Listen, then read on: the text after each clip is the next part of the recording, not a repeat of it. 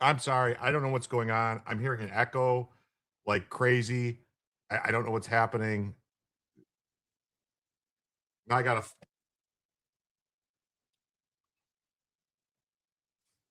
I think I'm gonna have to shut my whole stream down. I don't get it. It's like a 5-second delay happening here.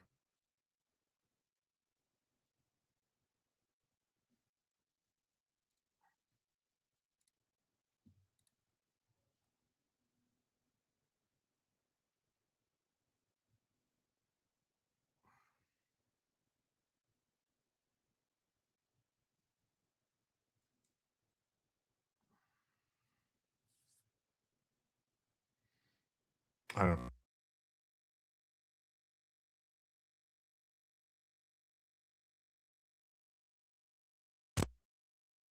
Fire! Wind! Water! Heart! Go planet! By our powers combined, we will make the planet great again!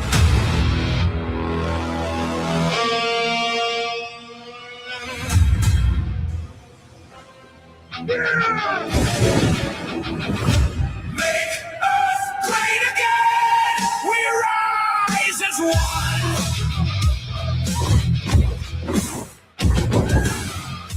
Taking out the trash, gone! Every last one!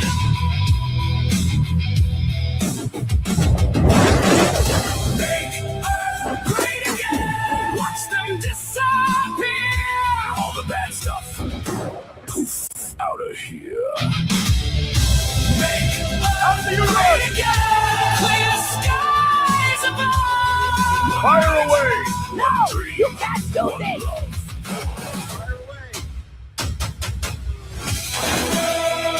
To the stars!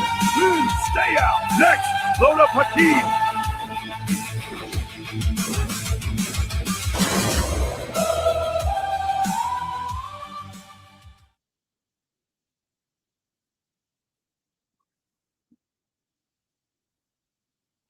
I'm hearing that still playing in the background, echoing. I don't know what's going on.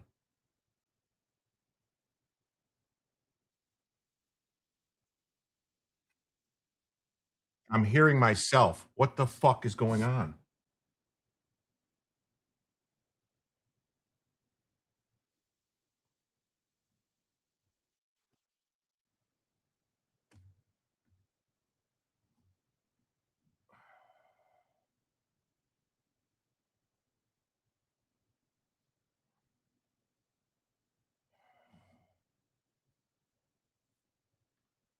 All right, I don't know.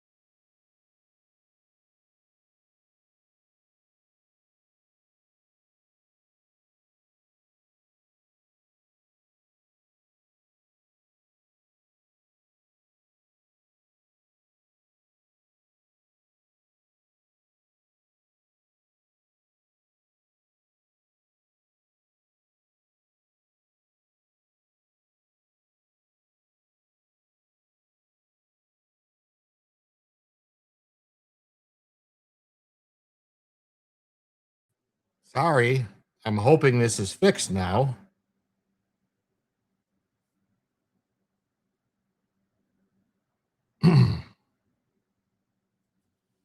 Holy crap.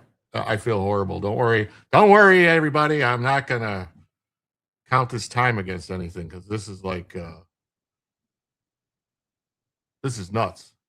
I ain't never had this happen to me before. Ever.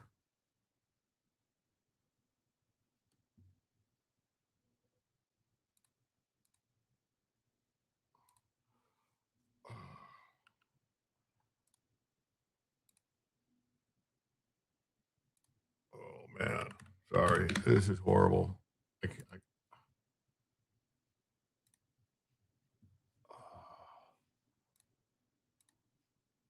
this is bad. This is bad. Here, I'll put Bella on so everybody can see her at least. Hopefully this works. Yeah, see, look at how the camera's all fucked up. Why does it look like that? What is going on? It's too much volume on your end? Too loud?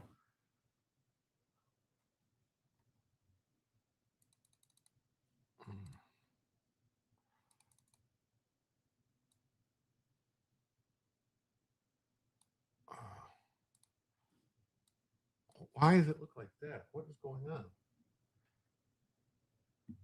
Oh man.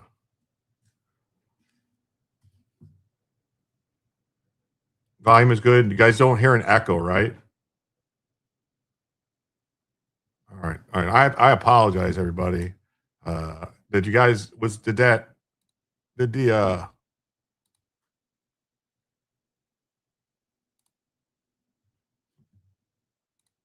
that thing play the video? I don't know if I broke YouTube. Did you guys see the video of the Captain Planet people? Did that play?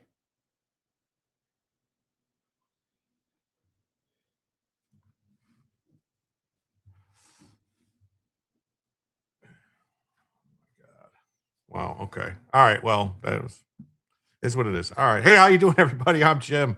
I'm gonna try to tell you some news. Hopefully everything works out. Are are you hearing me talk now?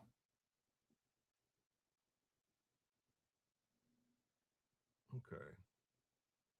All right. All right.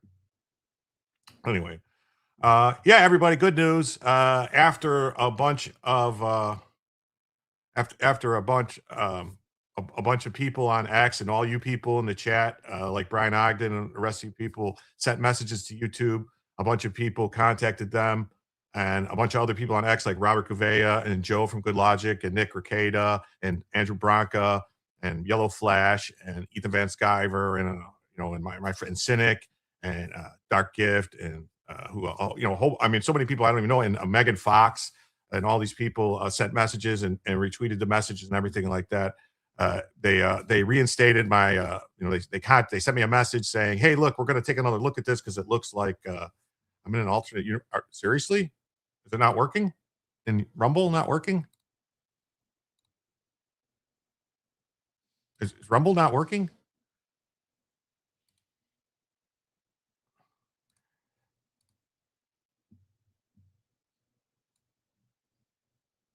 Uh, okay, don't scare me like that.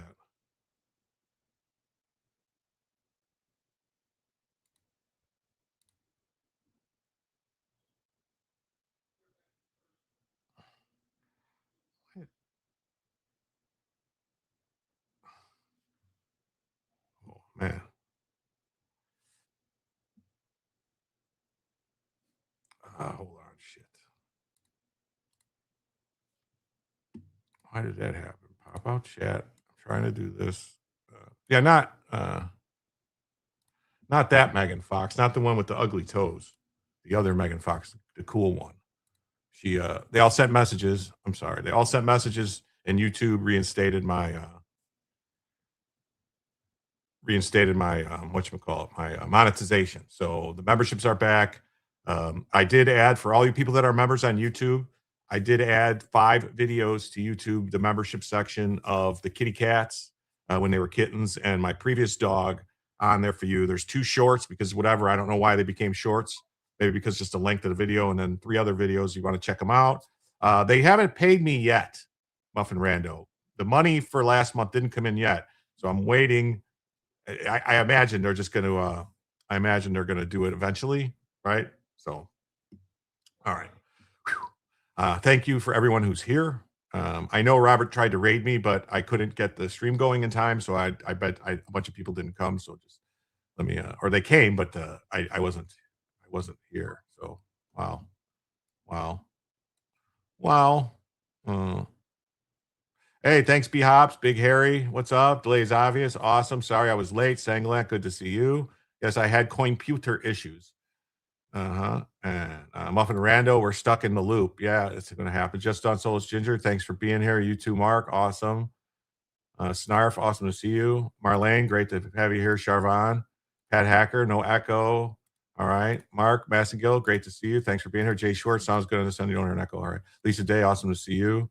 American Jane, thank you for coming by. Unplug the headphones and replug them. I don't know. I don't know if it was my Rodecaster. I had to shut my Rodecaster off and restart it, and then my computer restarted again. So my mic is 25% lower than the intro music. Okay. Is that better?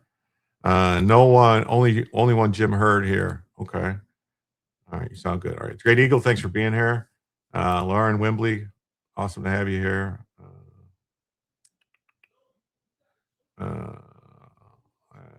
I don't know if I missed anybody. I'm trying to get the show started, and I feel like a jerk because this is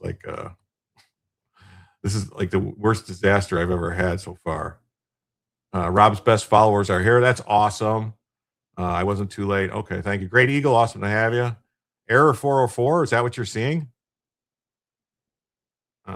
Rumble is working. Uh-oh. Oh, it's fine. I already fixed it. Okay. So all right. Is it too loud? Am I too loud now? Not saying how I feel. All right. Well, all right. I don't know. I guess I'll do a goal on YouTube since I got my I guess is anyone seeing ads on YouTube? Because I'm shutting them off now.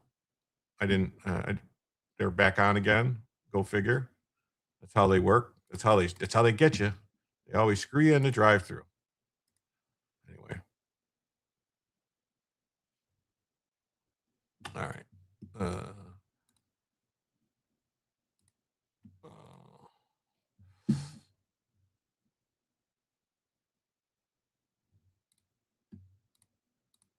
Oh, wait. Oh, never mind. That's still going. Okay, so that's good. That's good. Good. All right. Why is this not working?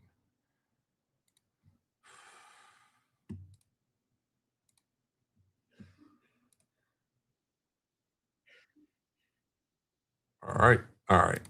Sorry, everybody. Almost there. 1 second. All right. I'll start a goal because the way the show works is for every $100 in total that comes in across all platforms, we extend the show by an hour. The show is going to run about 2 hours from now, 2.5 hours. So it's going to go to like 10:30 as it is. If we want it to go longer, if it doesn't continue to be such a problem, we'll get something.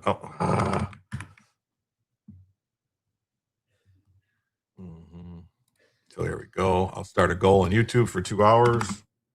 It says for every $100 in total that comes in across all platforms, including YouTube Super Chats, Rumble Rants, memberships, becoming a member on YouTube or Rumble, gifting memberships also works, and Cash App, PayPal, Coffee, Ko-Fi, and Super Tips, along with Twitch and Kick memberships and Locals coins. We add it all up when we hit 100. We add an extra hour to the show. That's how it works. It's all started up, and go. And we already have. Look at this. The other Gagax became a new member. Thank you so much. Wow. So that means we are now just $95 away from. All right, 90. 96, right? Or 95. I can't remember. Shit. Casual listener, that's $96 away from adding an additional hour to the show and 46 away from Bellavision. But I don't know. I'm probably just going to leave Bella on. I don't know. Haven't decided yet. I screwed everything all up tonight. Everything's all screwed up. I'm screwing everything up. You lost your membership for some reason? Because they reset everything.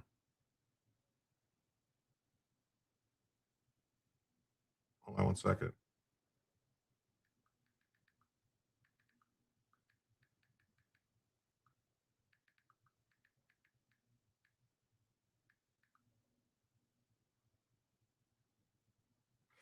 Anyway, so yeah, so if that's what happened. If your membership was set to renew while it was suspended in the past 4 days, they just canceled it out. So Bella looks like she's well. Yeah, she's feeling okay today. She's doing a lot better. So media assets, that's there, banners, style, emitter. Okay, that's all working. So why did that stay? Anyway, so let's get into the first news story of the evening. Let's just do that. Why don't we just do that? All right. So it turns out that Iran decided what breed is Bella. Bella is a purebred American Staffordshire Terrier, what is commonly referred to as a pit bull. But as you can see, she's just brutally vicious. She's a sweetheart. She's a baby, and she would never hurt a fly unless that fly was another dog. She doesn't like other dogs for some reason. Don't know. So Iran fires on 3 ships in the Strait of Hormuz. That's right. So, I do too. Yes, I've only I've had 3 of them in over the past 25 years. Yeah, and I've never had a problem with any of them at all. So yeah, so we're over here trying to stop the war, and Iran is over here shooting at ships. Carly. All right, now returning to Operation Epic Fury, a 3rd vessel has reportedly been attacked in the Strait of Hormuz after the UK said the Islamic Republic attacked a container ship earlier today and is suspected of firing on another one. This after U.S. Central Command provided an update to the total number of vessels stopped by the U.S. blockade, writing on X, quote, since the start of the U.S. blockade against ships entering or exiting Iranian ports, U.S. forces have directed 28 vessels to turn around and return to port. Power the Future founder and executive director Daniel Turner joins me now. Daniel, thank you so much for joining me, us. It's great to see you. Oil and gas, obviously a major part of the story. And Iran now appears to be attacking ships through the Strait of Hormuz. Their whole strategy is that they believe that they can outlast the United States economically. Is that true? No, it's not true. There's no way that they can outlast us economically. They are already probably on the verge of collapsing their entire government. They don't have the funds on hand to deal with a long-term loss of income, unless China or Russia was going to float them, which I don't even know how much they could stand it, because China has like 6 weeks of reserves from everything I've read. Roughly, if we stop trading with China, they would basically be belly up in six weeks, because that's how wide their float is. And Iran is not any better. I mean, don't get me wrong. If the United States, we've seen what happens when the United States stops having money come in. What Congress can do by screwing around. We don't have, we're basically borrowing money all the time just to pay our bills. So we're not that much better. They're trying to do death by 1,000 paper cuts, right? And they know that just one little fishing vessel can wreak tremendous havoc on these tankers. And if you're the captain of a $450 million payload and you have lives on the line, you're a little bit risk averse. And that risk aversion is why we see these huge volatility movements in oil and gas prices. So until there's comfort that you can get through this region without any military risk, you're going to continue to see these spikes in oil, and it's not great. No doubt, and that may be why Energy Secretary Chris Wright said over the weekend that gas prices may not drop below $3 a gallon here at home until next year. But then President Trump said that is not true. They will drop as soon as this conflict is over. Who's right about where gas prices will sit in the future? Okay. Why would gas prices stay up at all once this is over? I mean, it doesn't make any sense. Unless something was to happen. The only way that gas prices wouldn't immediately precipitously fall like a cliff would be if Iran still somehow controlled the Strait and was shutting it down. That would keep gas prices up still, which that wouldn't be a way to end the war. Or if a lot of or greed, well, greed, you're right, greed could cause it to happen. But I mean, they won't be able to get away with the greed stuff for long. People will be asking questions. But what could cause it to stay high? Well, if a bunch of stuff got destroyed, like say if, say Saudi Arabia, maybe Iran, maybe UAE, Kuwait, if a bunch of like production sites got destroyed, that would cause it to happen. But other than that, I don't see how they could stay up. Yeah, market manipulation, sure. But I mean, once the war is over, especially if, let's be honest, especially if when it ends, Iran is a friendly country that is doing business with other people, that would actually probably cause the market to dip even more, because then all that oil that Iran was producing before could then be sold to other countries, which were barred by buying it by sanctions.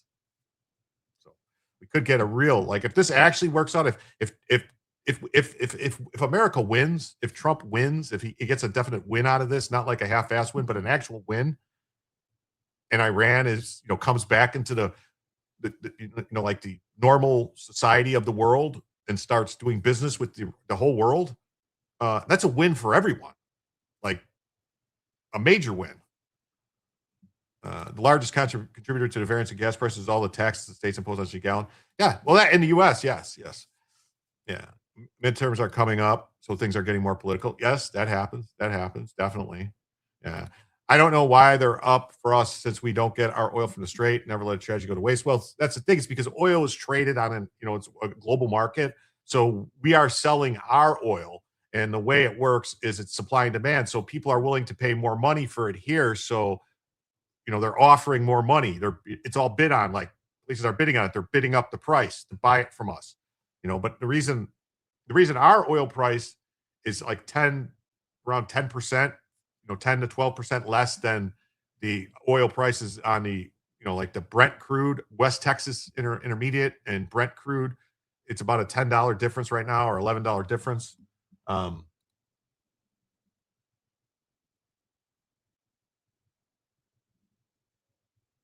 So because of that, it's a, what is this?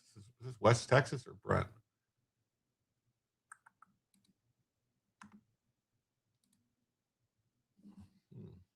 So that's why, because you get a different price comparison between here. Like right here, I could show you this just so we could see. I'll share this tab instead. So right here, you can see the difference between Brent crude is 101.96 and crude is the West Texas crude for the U.S. is 93.85. So it's about a $10 difference in price, just because like here in the U.S. buying it here in the U.S. it's not being shipped anywhere. So that's the price to buy U.S. oil here. And the stuff that's got to be shipped and stuff like that's a different price. So that's what I think anyway. Plus, it's harder to get that other oil because of the Strait and everything like that. Ours isn't being stopped by it. That's another reason for it.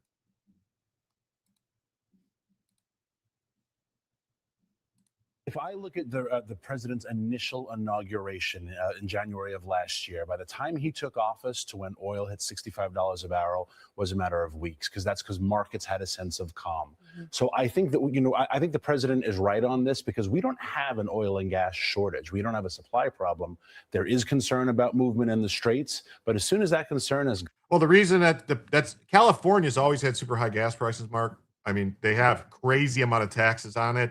You've got in California, you have state taxes on the gas. You've got county gases on the tax on the gas. You've got city, like localities have taxes on gas in California. So you have, in some places, you'll have $2 to $3 a gallon tax on gas in California. Plus, they have like weird rules. Like California has specific fuel just for California. It's a California blend, and that's it. It's only it's the only. That's it. That's the way it is. Like here it says that Illinois has $1.50 gallon per tax. Yeah. I mean, oil prices already priced in at $100 a barrel. Yeah, anything like $100. It's been $100 a barrel numerous times, depending on the market shifts and stuff like that. I mean, we have not hit the highest it's ever been. There was a time that it was like it was very short, but it was a spike during the Biden administration where intraday trading oil was at $212 a barrel. You know, that was when the whole Ukraine war started and everybody was freaking out and stuff like that. Oil shot up, but it didn't settle at that. But I mean, it happens. It happens. Brian Ogden for 2 says testing. Thank you, Brian Ogden. The first super chat since being back. That means we are now $94 away from adding an extra hour to the show and 44 away from Bellavision. Thank you so much. Yes, it works. At the end of the day, I believe the same type of nut jobs will be running Iran. I hope not. I hope not. I really do. I hope not.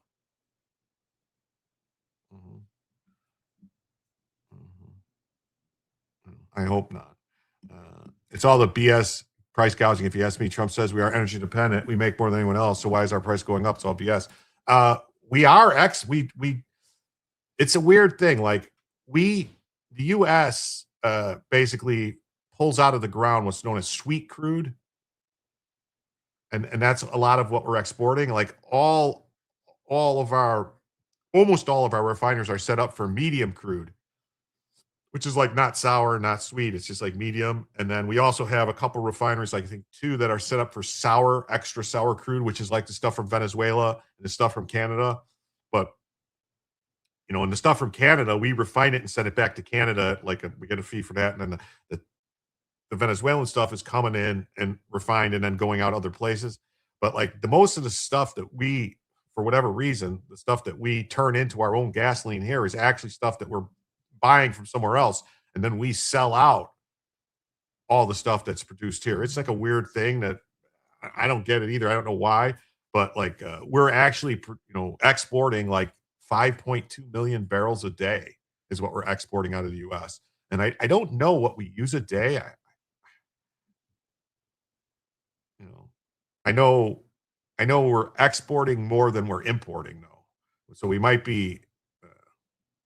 What happens when there's no more oil anywhere? That's not going to be like they thought that might be a problem, but with the new reserves and the different things they found, they're pretty sure that we got oil for at least the next 200 to 300 years. The highest oil price was during the 2008 oil price spike. Okay. All right. Maybe was that the highest close, Brooklyn, or the highest peak?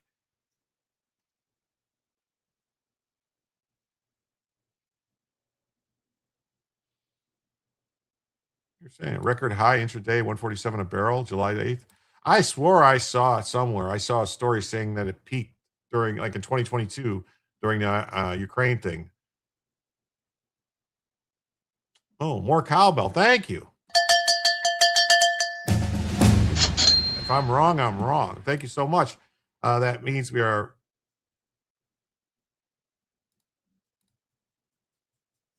That was supposed to be $94, and I didn't have it in. So that means we are $5. It means we're $89 away from an extra hour and $39 away from Bellavision.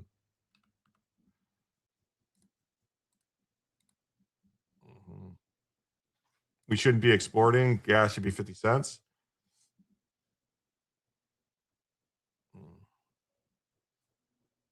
U.S. president was George W. Bush. Okay.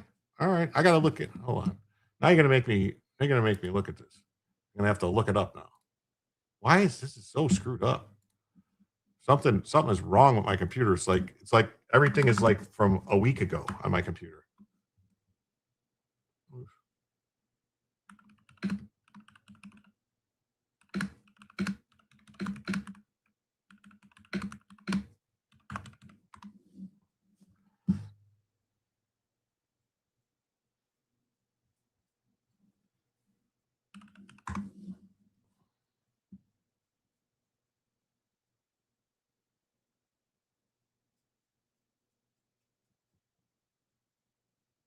Huh. I guess I don't know what story that was to tell me that because this is saying no, it went up to 140 a barrel in March of 2022. All right. My bad. I had bad information or I remembered it wrong. One of the two. Gone. The supply and the laws of economics will kick back in. Yeah, and the oil and gas companies, they're being proactive about it. There was a Wall Street Journal article. It was titled "Big Oil Plows billions into far-flung drilling sites to escape Iranian turmoil. These companies are looking to bypass the Strait entirely. Is that productive? Is it short-sighted in terms of how they spend their money? What do you think? It's a great use of their money right now. They're because surplus right now. Absolutely, they do have a surplus, and we are several years behind the 8 ball. Remember, we had 4 years of a Biden pause where you weren't allowed to drill on the outer continental shelf. You weren't allowed to drill in Alaska, the Gulf of America, et cetera. So the president's got a brilliant strategy to increase oil and gas production, but we are behind the 8 ball because of the Biden years. Also, it is Earth Day today, and Earth you Day. wrote a Fox News op-ed. You can find it on foxnews.com titled "On Earth Day, 3 Signs the Climate Movement is All right. I don't really care about the climate. So, out of gas." Yeah, the climate Quickly movement, tell us here. you know, so Iran opened fire on 3 vessels in the Strait of Hormuz. The UK Trade Operations Center noted that a container ship was fired upon by the IRGC near Oman on Wednesday, causing heavy damage to the bridge. And this is just also July 11th, 2008, 147. Okay, I believe you. I'm just saying I did a quick search to see what the price spiked in 2022. That's all I did. It said 140. That's all I was checking. Because I don't know. It was a story a few days ago that I saw that it said something about, but I don't know. Must not have been true. We still have to refill the National Reserve due to Biden's nonsense. We're not producing enough oil to avoid importing. Yeah, I know. It's crazy. It's nuts. I did. I searched ChatGPT. That's who told me. But I just asked. The question I asked was just what did gas prices spike to in 2008? That was it. That's all I asked. 20% of the world's oil came from Iran, and because the passage is closed, even more oil and gas is blocked from the rest of the world. No, that's not true. 20% of the world's oil traveled through the Strait of Hormuz.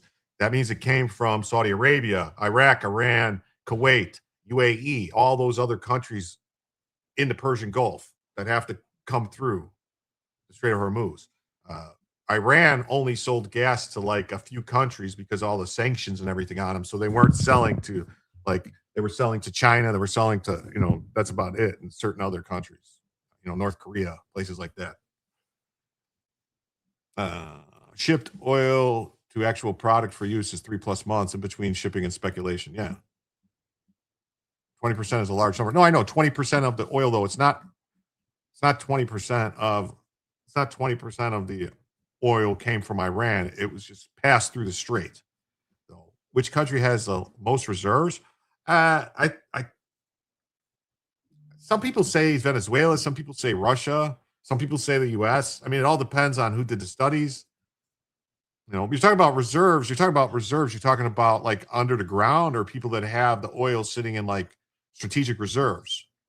Because I don't know how I don't even know, because most countries hide all that stuff.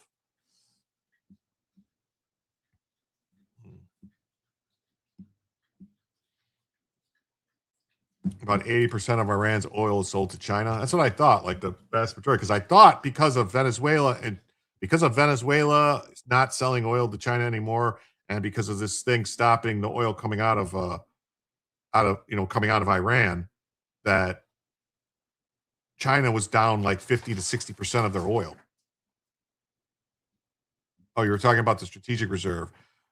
Yeah, I thought the U.S. only had like 3 billion barrels or something like that in their oil, or supposed to have like a max of like, maybe I'm wrong. Maybe it's not even, maybe it's like a couple 100 million barrels or something. It's a lot, but it's not full. I don't know how much we have left. So they said another outboard cargo ship west of Iran reported having been fired upon. Oh my God. And now stopped in the water. The note said the crew was safe and accounted for, and there's no reported damage to the vessel.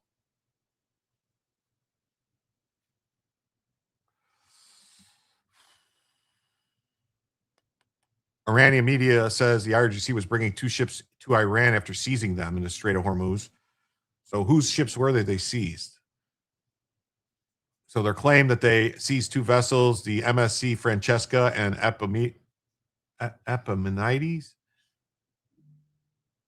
They endangered maritime security by operating without necessary permits and tampering with navigation systems. So be honest, how is Iran seizing ships? I don't know. I don't know how they're seizing ships. I'd really like to be, what boats did they take out to go get these ships? And if they did, why would we let them? It's like this doesn't make any sense to me. Storage, we have storage for around 714 million barrels, but around 405 barrels on hand for the strategic reserve. Okay. SPR, yes, Strategic Petroleum Reserve. It said the vessels were seized and escorted to the coast. It also claimed that Francesco was linked to the Zionist regime.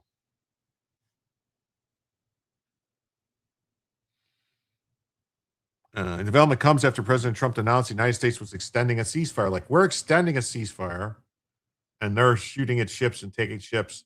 I don't know how this works. I really don't. This doesn't make any sense. Like, why would you let them do this? And then, yeah, this is Trump's statement. It's based on the fact that the government of Iran is seriously fractured, that we've been asked to hold our attack on the country until such time as Iran leaders and representatives can come up with a unified proposal. Like, what? What?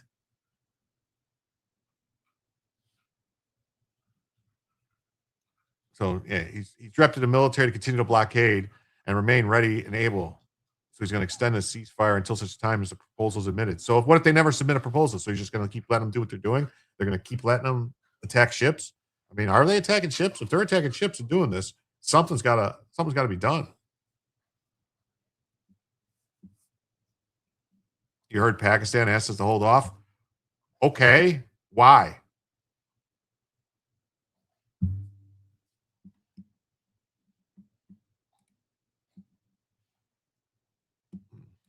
It's just Breitbart just says the same thing. Basically, IRGC attacks 3 container ships. It says at least 3 ships have been attacked, according to the Royal Navy office reporting heavy damage to at least 1. It says it was approached by an IRGC gunboat and fired on without warning. Well, why aren't our planes sinking that boat? They released 8 women from Iran. Well, that's supposedly, I saw that, but I don't know what to believe. Like, is it true? Oil reserves in the ground. U.S. is 70 billion. Venezuela has like 300 billion. But I thought the Venezuelan stuff was like they weren't 100% sure about it. You think Trump is trying to get the Iranian people to cause a coup and it puts out weird expos to draw out bad actors?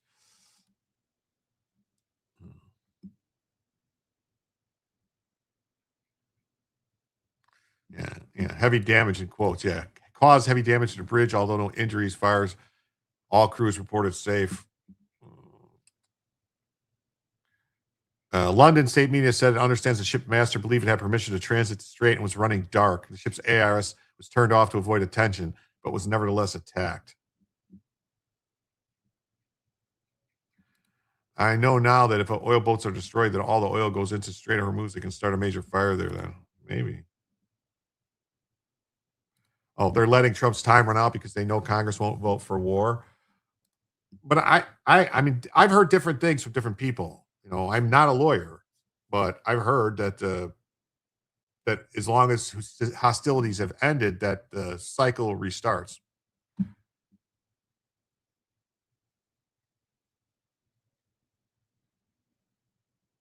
Oh, this is prepare to be boarded. What?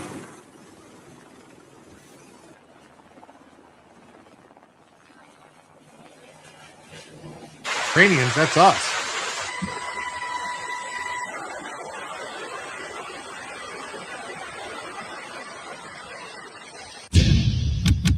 That's not the Iranians, that was us. So they're saying a second container ship that took place 3 hours later, a UAE-owned Panama-flagged Euphoria, which was fired upon and brought to stop. No serious damage was reported, and the crew are safe and accounted for. So that would mean that it'll mean they don't have them.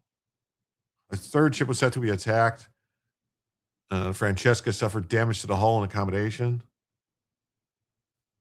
Yeah, this guy's like, why are my military stocks down?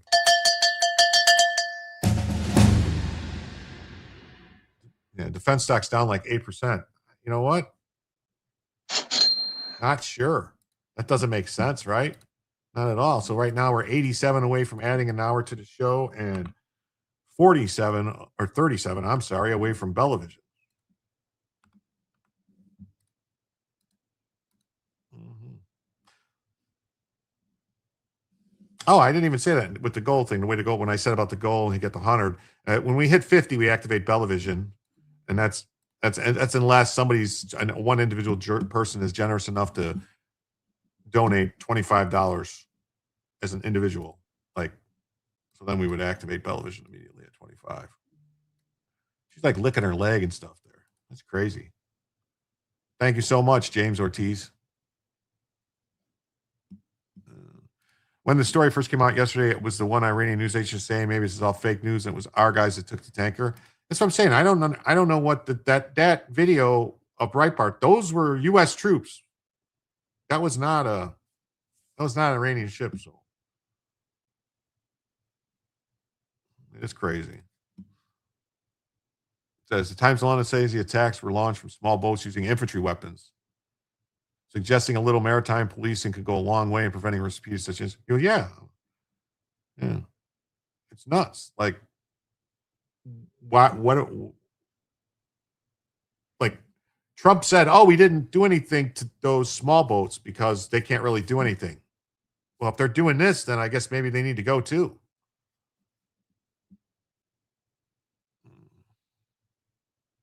Western reports note the two ships attacked today were fired upon without warning. And Iranian state media claims that they opened fire after they ignored orders to stop. It claimed after being seized, the vessels were brought to Iranian waters in order to examine the cargo. Like, so they're admitting they attacked these people when they weren't in Iranian waters. So that is a war crime. Iran just attacked a civilian vessel from a country that they're not. And there's nothing going on. These are countries that have nothing to do with the U.S. Countries that have nothing to do with Israel. These are other countries, UAE, Panama, and they're attacking those ships. So that's a war crime. Where's all the people? Where's all the Democrats screaming about these war crimes being committed by the Iranians?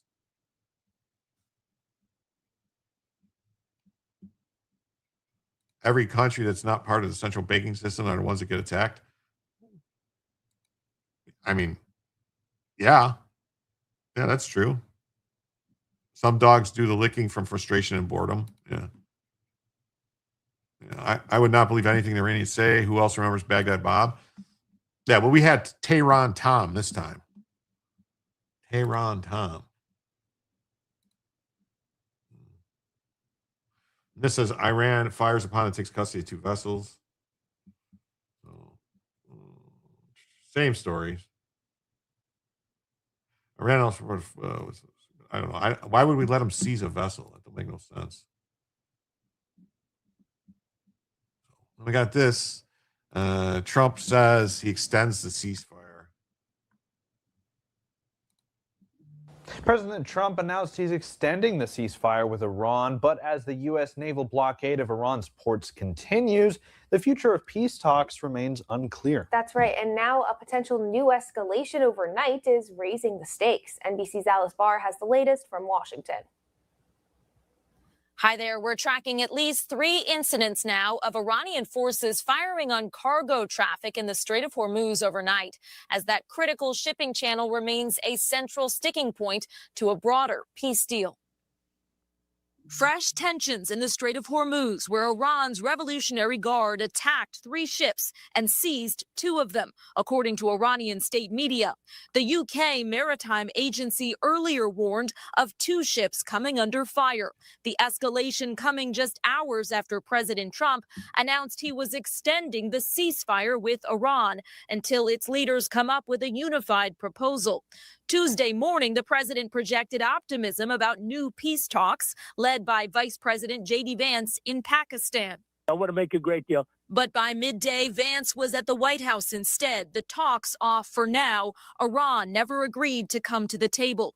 Before extending the ceasefire, President Trump made clear the military was on standby. Well, I expect to be bombing because I think that's a better attitude to go in with. But you know, we're ready to go. I mean, the military is raring to go. The president also vowing to continue the blockade on Iranian ports, insisting the country is collapsing financially and wants the Strait reopened. Iran says the U.S. blockade is a violation of the ceasefire and that it won't negotiate until it ends. Adding to the pressure, U.S. forces boarded an Iran-linked oil tanker in the Indian Ocean after seizing an Iranian ship Sunday that the president suggested may have been carrying cargo from China. I thought I had an understanding with President Xi, but that's all right. That's the way war goes, right? All as NBC News has learned, the Pentagon's Internal Intelligence Agency gave a recent statement to lawmakers saying that while Iran's military is badly damaged, it still has significant capabilities, including thousands of missiles and attack drones, with the path to peace now uncertain. On Capitol Hill, Senate Democrats are set to try again to push through a resolution reining in President Trump's war powers unless he has approval from Congress. That effort has failed multiple times before, and the Senate's top Republican reaffirmed that his members broadly back the president's approach. In Washington, Alice Barr, NBC News. Oh, crazy. So I was trying to find that that chat story that he put this. I've heard this stuff that this story is bullshit about 26 Shadow Fleet vessels bypassing the blockade. The U.S. is saying that didn't happen. So I don't know. The military, I don't know what this is. Lloyd's List or whatever. The U.S. is claiming they stopped like 29 vessels. So yeah, but Trump is just saying he's going to extend the ceasefire and a blockade as negotiations continue. I don't know. Something don't sound like I don't know. So it seems like somebody's lying to us. So I don't know. And I don't know. I know the media is lying to us. I just hope our government's not lying to us, because they're telling us that, they've stopped all these ships, that we have total control. I don't know. It seems like somebody's lying. We're always being lied to. Seems like that. Death to America crowd totally gonna make a deal. I don't know. I don't know if they're gonna make a deal or not. Okay, and then this came out today. The Treasury sanctions 14 targets for helping Iran attain weapons. So in the last couple of days, there's been a couple arrests. Yesterday, they extradited a guy who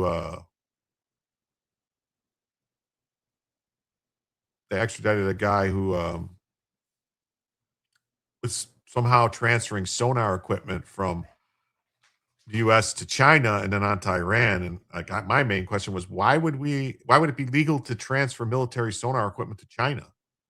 What's going on there?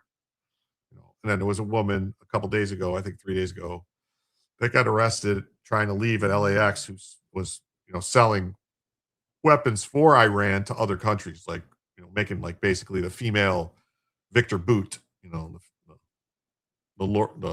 Duchess of Death or something like that. I don't know, like 250 million rounds of AK ammo or something like that. So, the Iranian regime must be held accountable for its indiscriminate targeting of civilians. So, the Treasury Department announced it's imposing sanctions on 14 targets for helping the Iranian regime obtain weapons. As the regime attempts to reconstitute its production capacity, the United States will continue to deplete their ballistic missile inventories. So they're targeting 14 individuals, entities, and aircraft based in Iran, Turkey, and the UAE for their involvement in procuring or transporting weapons or weapons components on behalf of the Iranian regime. During the operation, the United States and Israel sought to deplete their Iran's weapon reserves. The Treasury noted that increasingly the Persian state is relying on one-way unmanned drones to target U.S. and allied locations in the Middle East. The Treasury will continue to work to prevent Iran from obtaining weapons. So their Operation Economic Fury, Treasury will continue to follow the money and target Iranian regime's recklessness and those who enable it. Currently, the ceasefire between Iran and the United States is holding. How can a ceasefire be holding? You know, how can a ceasefire be holding if we're taking out, I mean, our blockade, and if they're shooting at vessels, I mean, are they saying it's holding because they haven't shot at any U.S. warships or anything, and we haven't shot at them?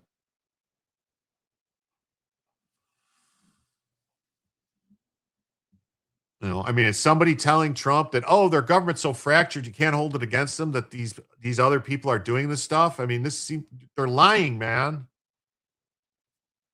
That's some ceasefire, isn't it? No, that's what I'm saying. It's not a ceasefire. Yes, U.S. Navy Undersecretary Kung Hao is taking over as acting head of the Navy. Yeah, he's can't mess around with him. It's fractured. So the Pakistanis have, requested that we stop attacking them. Trump said the military will extend the more than week-long naval blockade. I mean, is it a naval blockade? Are our ships getting through? There's a bunch of different groups in Iran, maybe the old regime loyalists. Well, right now it seems like the IRGC has just taken over. I saw reports yesterday of them with like missiles and trucks, and basically they're all over on the streets.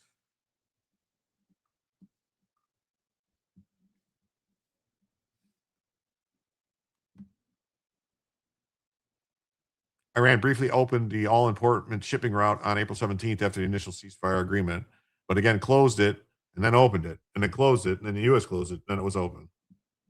Iran has communications problems. Yeah.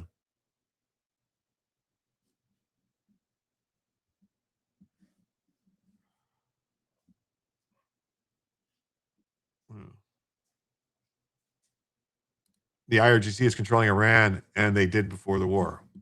Well, no, before the war, it was the Burrito Supreme. He was in charge, supposedly. Oh.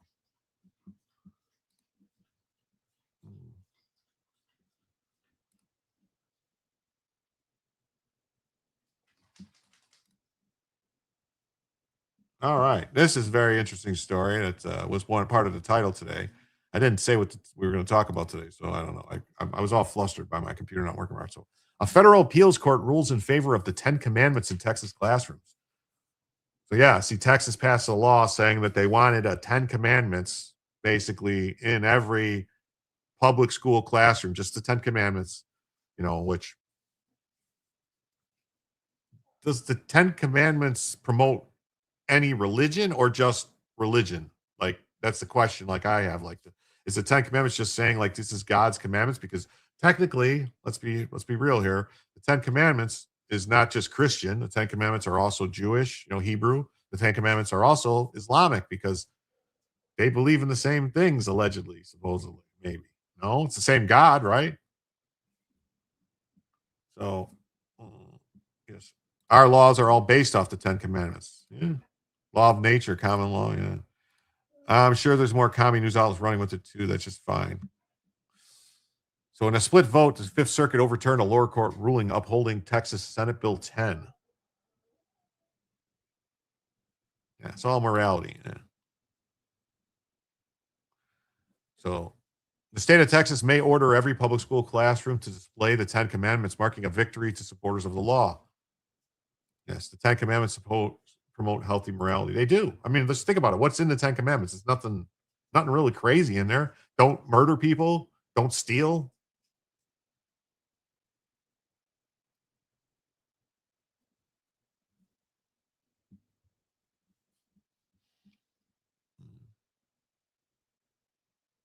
So the U.S. Court of Appeals for the Fifth Circuit voted 9-8, upheld the Texas law. So this was an en banc ruling, 9-8. If we can display them in courthouses, why not schools? It's a good question. The first three are about fearing your God. But yeah, but they don't say like, it's not like they're not, 10 Commandments are not just Christian. You know what I mean? That's the thing. It's not like Christian. It's also Hebrew. And like I said, I mean, it's basically any, like, I don't know. We conclude Texas law does not violate either the Establishment Clause or the Free Exercise Clause. Yeah, because it's not like, that's the thing, the Establishment Clause, they're not establishing a state religion. They're not. Muslims don't have the 10 Commandments, do they? I'm not sure. But I mean, supposedly the Muslims believe that it's the same God, right? So why would they, that's the Muslims claim, yeah, that's what I thought. They're for the Abrahamic religions, Jewish, Christian, Islam. That's what I thought. Maybe I'm wrong. I don't know.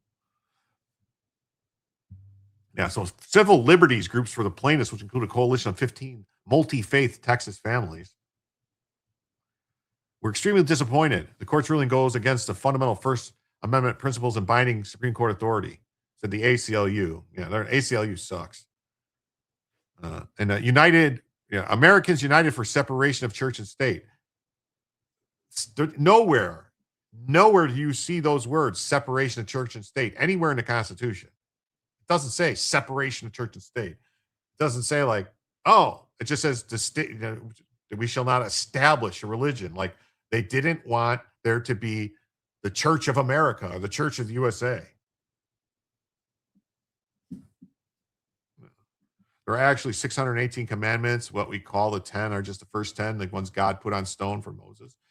Well, according to the documentary that I saw, there was actually 15 commandments, and then one of them, he dropped one of them, and then there was 10. It was Mel Brooks that did that. Actually, it was funny. Yeah, it's to keep government out of religion. Yeah, well, government is not supposed to promote a religion. It's not supposed to have like a government controlled religion, like a religion of the government. That's all it was. Because you got to remember, when the U.S. was founded, there was all types of problems in England. Let's be real here. The people who came and set up America were getting away from England, by and large. The vast, vast majority of people who set up this country. And England had had the Church of England, and there was that whole thing when you had the Church of England went from like Catholic, Protestant,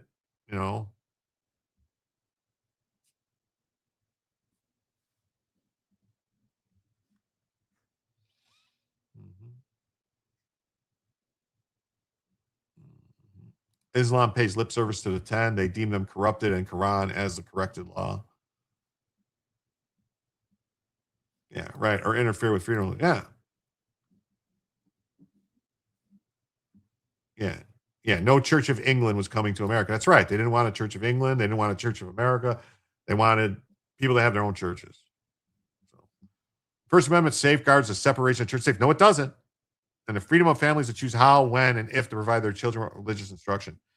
It's not really a religious instruction to say these things. They're basically like almost all the things listed on the 10 Commandments are pretty much like laws already. Like, you can't murder people. It's against the law. Don't steal from people. That's against the law. A lot of places, some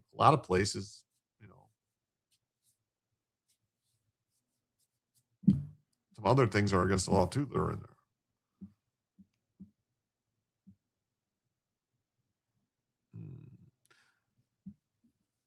It says the decision in Rabbi Nathan versus Alamo Heights Independent School District follows oral arguments made to the full 17-judge court heard in January.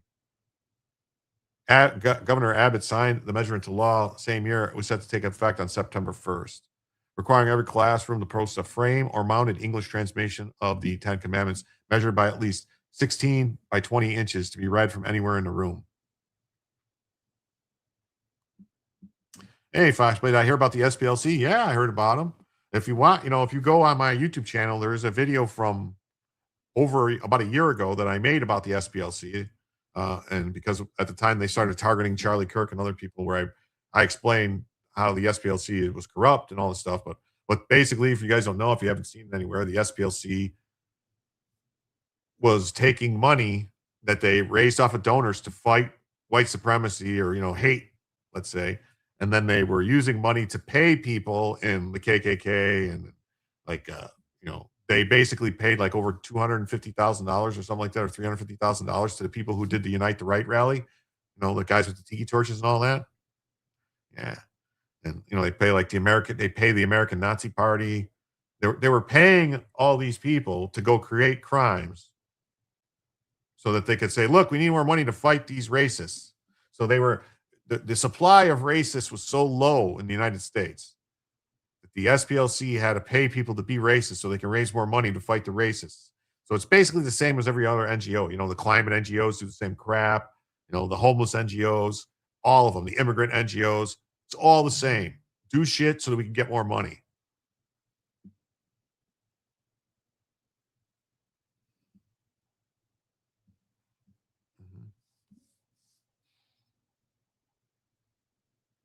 So after it passed, 16 families filed a lawsuit. Judge Fred Beery of San Antonio issued a preliminary injunction ruling the law was a violation of First Amendment's Establishment Clause. Yeah, they funded the KKK. They funded a lot of people. James says, I'd rather live with the Jews than jihadists making women cover up. I live near the beaches. Yeah, the demand for racists was greater than the supply. What is your religion here? What do you mean? Like right here, right now, what's my religion?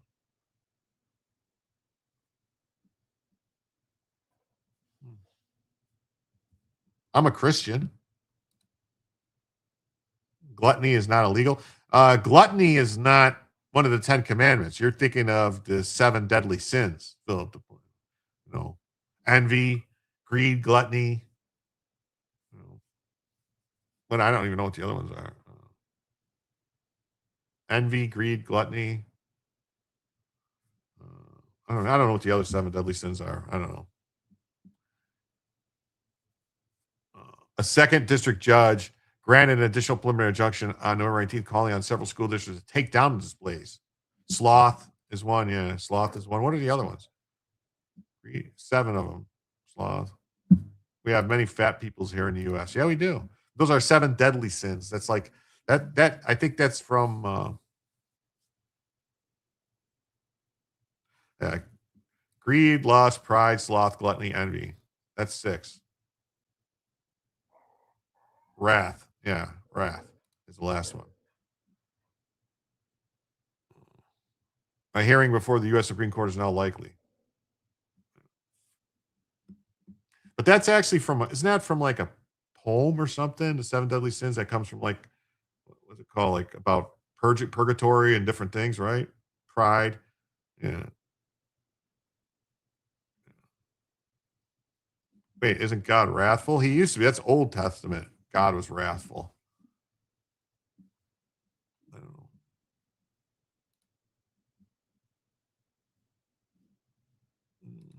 Appeals court rules that Texas can require the 10 commandments. It's a major victory for Texas and our moral values. The 10 commandments had a profound impact on our nation, and it's important that students learn from them every single day. I mean, yeah. What's in the box? What's in the box? What's in the box? Just tell me what's in the box. Yeah, Old Testament, full of grace and mercy. Not really. Yeah, 7. The movie 7, yeah. 7 deadly sins are Catholic crap. It's not in the Bible. So I'm saying, but it's actually, it's not, what is that? God, I can't believe my brain is, it's a famous person that wrote, it's like a French guy, if I'm not mistaken. I'm trying to think of his name. It's driving me nuts now. You thought it was one of the 10 commandments? No, I don't think so. What? I mean, it says don't covet your neighbor's wife, which I think that means don't love. I don't know. Dante's Inferno. That's right. Dante's Inferno. Yeah. Ethiopian Bible. What's the difference? Well, the Ethiopian Bible, I believe, has the Book of Enoch in it and talks about the Anunnaki and stuff like that, or the others, the Watchers, and also has like other stuff in it.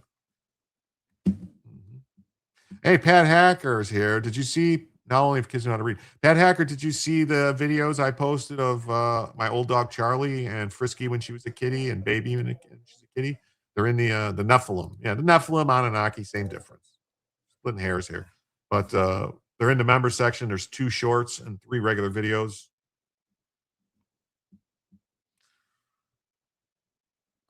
So proponents argue that the Decalogue is the foundational to American life. Opponents say that mandating it in schools is unconstitutional violation of church and state.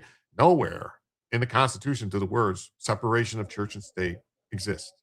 Don't say that. It doesn't say that anywhere. It doesn't say separate anything. Those videos were adorable. Yeah, thank you. I heard giants are in the center of the earth underground. Well, no, I don't think they're in the center of the earth underground.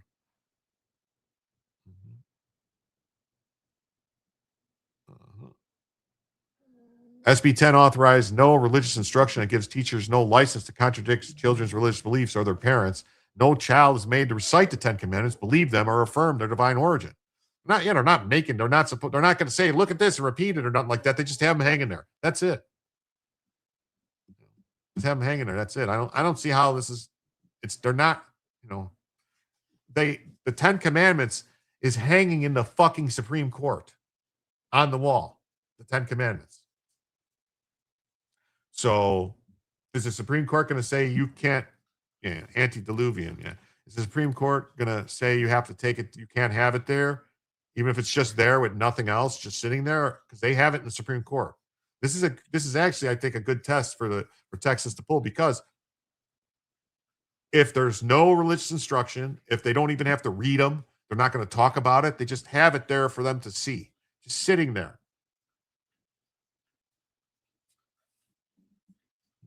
You heard Uranus has a giant volcano, but it's plugged up by a giant tampon.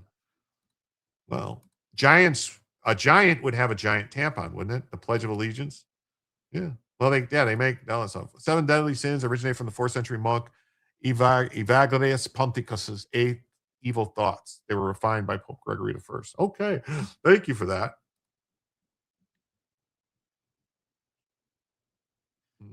Lisa says, my school had 10 commandments and golden rule framed.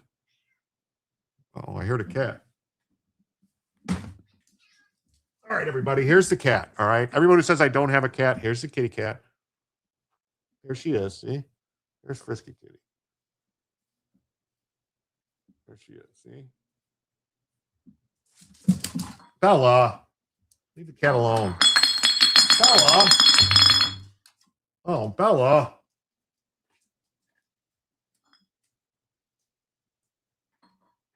Wow. That looks fake. White racists are an endangered species. I think so. Definitely. We have freedom of religion, not freedom from religion. That's right. Ethiopians have the extra tracks bonus Bible version in audiobooks. Yeah, it's pretty cool. You've been listening to James Carner. He compares the Ethiopian and King James Bible. Very interesting. Could be. Yeah. Yeah, Frisky, see? Frisky, there she is. One nation under God, yeah. Remember, there was 15 commandments until Middlebrooks broke the tablet. Yep, that's what I said. Bella dropped her whiskey bottle. Yeah, she did. She's a drunk. Cats and dogs living together. Yeah. Bella can move when she wants. Yes, she can. Bella has cat rage. Bella doesn't mind the cat as long as I'm not petting the cat or holding the cat. And then she gets jealous. And she wants to get the cat over. No. You can't be by the cat. Just me. So, one of the reps died today. Yeah, I saw that. I don't remember his name, but Democrat, I believe, died.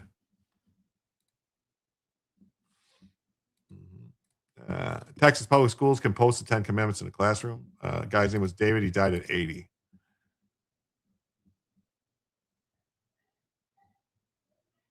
So yeah, we saw that. Let me get over this. Go to the next one here. Next story. And in this case, Supreme Court sides with Michigan Attorney General in a pipeline fight. So what this actually is, the way it sounds really bad, but it's actually not that bad. It's basically just saying, like, they screwed up. They wanted to move it to federal court out of state court. And I guess they only had 30 days to file the paperwork, and they didn't file it in time. And so this is what they've been fighting about all the time. So Supreme Court on Wednesday ruled against a request to move a dispute over fossil fuel pipeline from state to federal court. The crazy green maniacs in Michigan want to shut down a pipeline that brings fuel to the what's it called? The Upper Peninsula of Michigan. Like, they want to stop gas and oil from going up to the Upper Peninsula. Like, what are you doing? You know, Enbridge energy pipeline, known as Line 5, transports crude oil and natural gas, such as propane, under the Great Lakes between Sarnia, Ontario, and Superior, Wisconsin.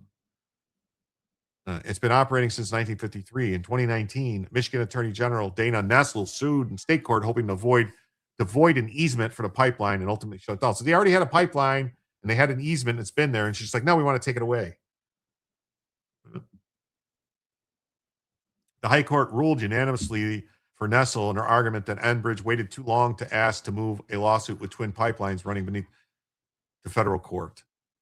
Enbridge's attorneys argued that it would not harm the state to litigate in federal court, and Congress never intended to restrict federal courts when deciding the proper venue for such issues to be considered. This will probably end up getting back at some point to the Supreme Court because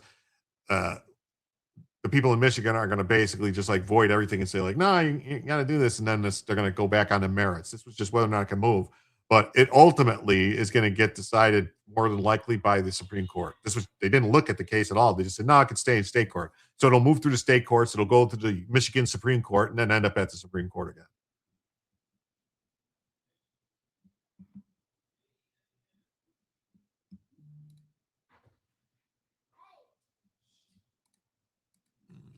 Supreme Court slaps down energy companies. It doesn't really slap it down. I don't like the way they word this. It doesn't get slapped down. It just says, no, you're going to stay in state court. You didn't file the paperwork in time to move it. How's that slapping it down? So they declined to overturn a lawsuit brought against an energy company related to its oil and gas pipeline. She filed a lawsuit to shut the company's oil pipeline down. The company was given 30 days to remove the case to federal court. It failed to do so. So the court unanimously ruled that the case must remain in state court. Justice Wise Latina Sotomayor said the energy company is not subject to special privileges that would remove the case out of state court since it applied after the deadline. Although such mandatory language alone is not sufficient to rebut the presumption of equitable tolling, it is consistent with treating the deadline as mandatory and not subject to equitable tolling, Sotomayor wrote. The National Federation of Independent Businesses slammed the ruling, saying that the court's ruling would prevent business from appealing state-led legal pursuits. Congress never intended for plaintiffs to use procedural gamesmanship and lawsuit manipulation to avoid federal jurisdiction. You sent me an X message about the separation of church and state. Okay. Sotomayor said the laws governing removal of federal court rightfully applied to the issue at hand. The statute's text structure and surrounding context provide good reason to find the presumption rebutted. Enbridge's notice of removal was untimely, and this action must be remanded to the Michigan State Court.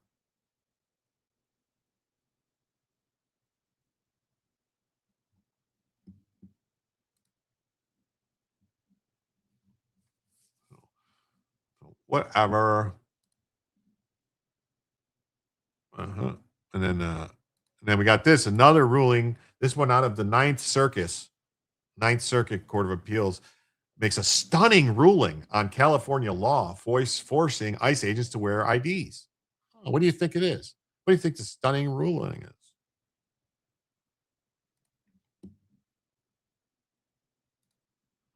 So, California appeals court has blocked a move. What just happened?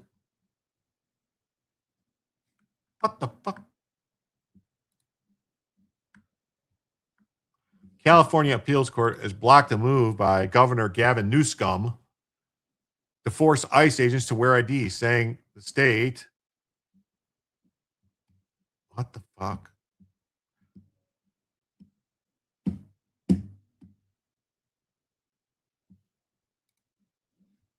Couldn't regulate actions by the federal government. Well, everybody knew this. The state cannot regulate the federal government. It doesn't work that way.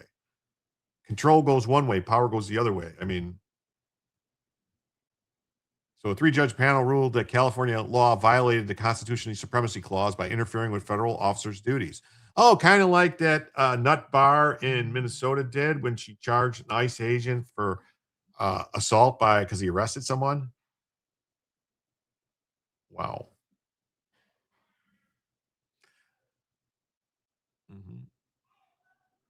An opinion written by Judge Bennett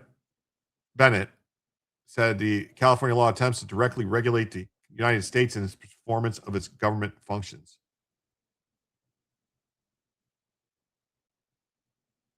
Los Angeles top federal prosecutors celebrated the ruling. A huge legal victory this morning in the Ninth Circuit, where the court permanently enjoined California's unconstitutional mask law targeting federal agents.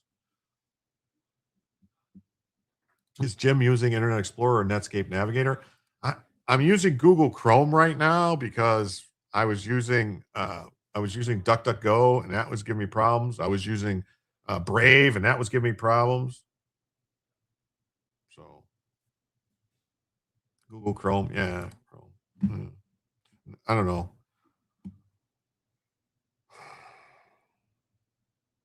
Supremacy clause forbids the state from enforcing such legislation. The United States is therefore likely to succeed on the merits. We grant the motion for injunction pending appeal. Newsom signed a bill known as the No Secret Police Act to prohibit local and federal law enforcement from wearing masks or facial coverings to conceal their identity. The law was set to take effect January 1st, 2026. In response, the federal government filed a lawsuit citing concerns for federal officers being harassed, doxxed, and obstructed in their official duties. You use Brave. There's some tweaks you can do to speed up in the settings. Well, I'd be very interested in some get uBlock Origin for Chrome. I have something. I have DuckDuckGo or something on Chrome. I don't know. It doesn't work. I don't know. I can't get none of this stuff ever works right. Because most of these places, when you have most of these websites in different places, if you have the ad blocker in, you can't see nothing. Are vice narcotics units exempt? Yeah, only local ones. Only local ones. You got some gremlins in the computer. I don't know what's going on. Honestly, I don't know what's going on with it. I don't know if there was. I think there was another update today. Use Opera works great on StreamYard for me. I was. Ask Brave AI what settings to mess with to speed it up. Oh, okay. Yeah, I'll just let the AI take over my computer, huh?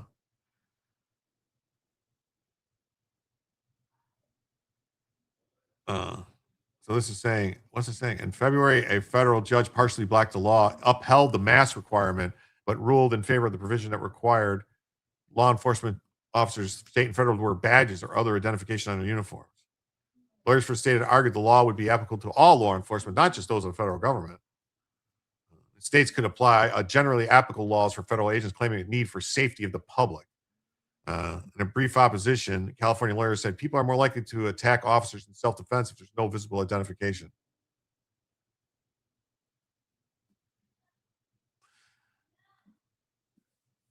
They're saying the confusion has led to federal law enforcement officers being mistaken for criminals. Oh, yeah. All those guys standing outside of the detention facilities, that have Border Patrol, ICE written all over them. Yeah, they were confused for criminals. Yeah, maybe because all these demon rats like Gavin Newsom has been running around telling everybody that it's the new Gestapo. Yes, they want to dox them, period. That's it. That's what they want to do. They want to dox them, period. That's all they want to do. Dox. Let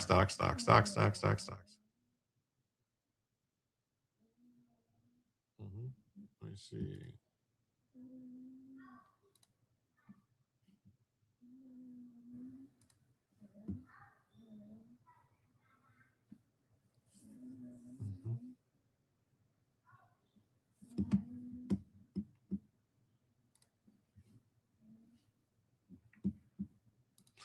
Judges said he didn't consider a public safety factor because the federal government has demonstrated its constitutional rights to be violated by legislation.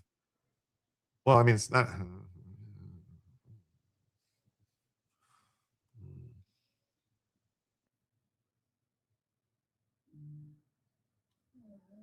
Goodbye, all here, hate liars here.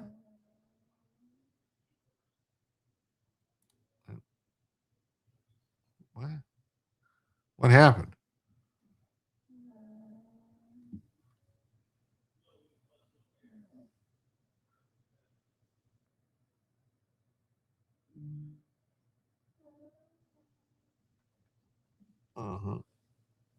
Oh, okay. I don't know. Something else going on. Wake up, the California Morning Report. A spokesman for Newsom responded to Wednesday's ruling saying these laws shouldn't even be necessary. Yeah, they're not necessary because they're unconstitutional. We shouldn't have unidentified masked men terrorizing our communities. They're not terrorizing our communities. They're terrorizing illegal aliens who have no right to be here. The legislation did not apply to state law enforcement and made exceptions for undercover agents, protective equipment like respirators or tactical gear, and other situations where not wearing a mask would jeopardize the operation.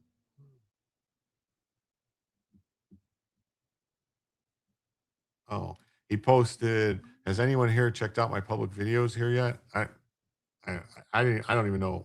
I was just not paying attention to what he was saying because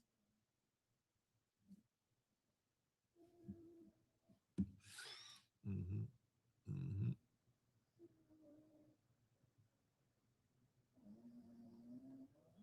Okay, got that story out of the way.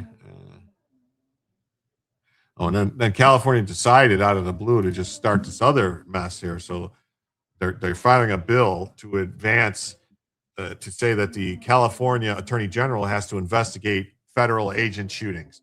So what? You know, these people really want to start a civil war because that's the shit they're doing is like that's how you get there. So the California Attorney General could soon be required to investigate when federal immigration agents shoot someone in their state and issue a public report on the agency's findings and if warranted, file criminal charges. The safety committee voted 7-2 along party lines. Oh, this is the same safety committee that voted to ban the Nick Shirley Act.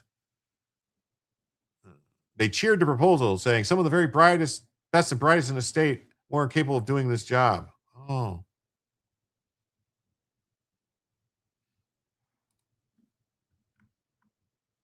If passed, the bill could put Attorney General Bonta in new legal territory. Bonta has expressed a willingness to prosecute federal agents if they break the law,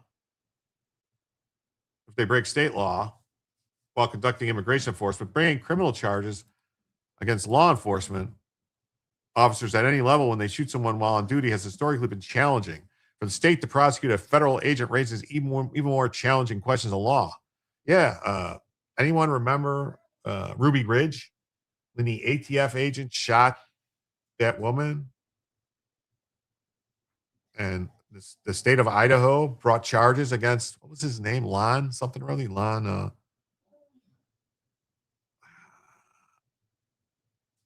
something was his name, the agent. The Supreme Court said, no, you can't do it. They threw it out. You can't bring these charges. You don't have the authority to prosecute a federal officer that does anything during the commission. The only people who can prosecute him would be the federal government.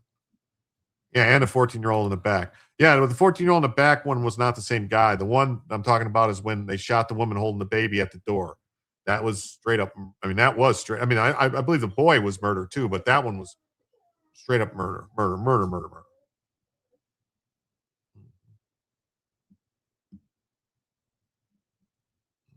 Federal officers operate under a relatively permissive federal immunity standard. However, unjustified and unreasonable shootings or shootings that occur outside of the scope of an officer's duty may be subject to successful prosecution.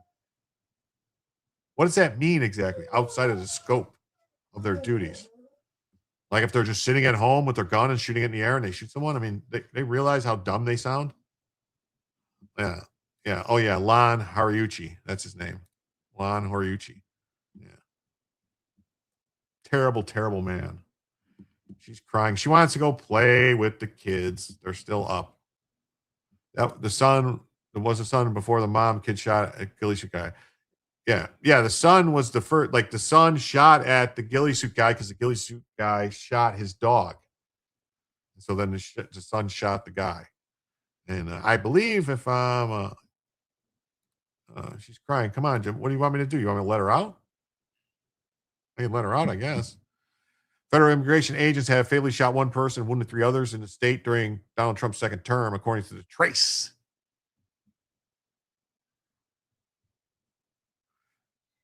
Yeah, earlier this month, immigration agents shot 36-year-old Carlos Ivan Mendoza Hernandez 7 times following a targeted traffic stop in Stanislaus County. Federal officials have argued that Mendoza attempted to run agents over. He tried to flee and had a felony charge of assault of a federal officer with his deadly weapon against a car. But Mendoza Hernandez's family and the public defender contested that description. Of course, he didn't do nothing. He didn't do nothing wrong. He didn't do nothing. All right, I'll let her out. You guys asked? That hacker says, let Bella play. Bella, freedom for Bella. All right, I will let her out.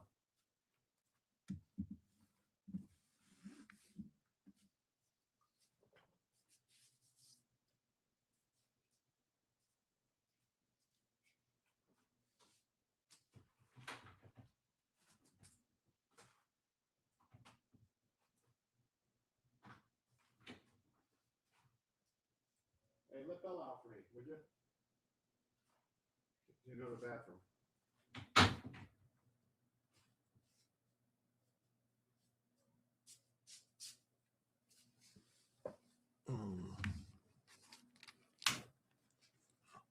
Sorry about that.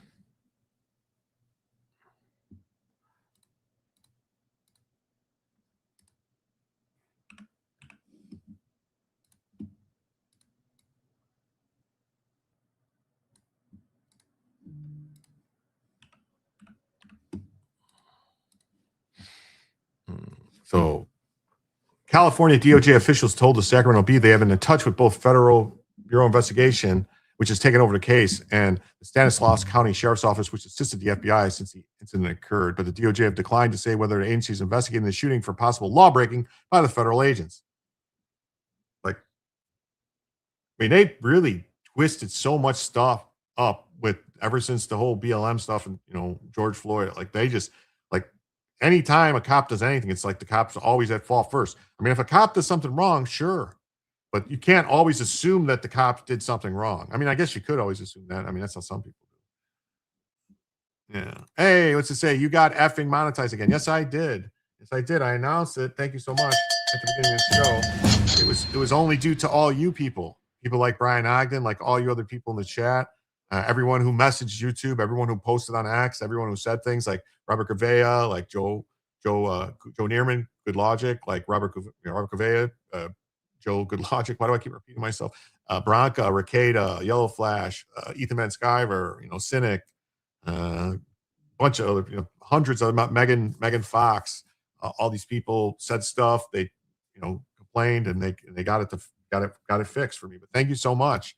That means we are now $82 away from adding an hour to the show and $32 away from Bellavision.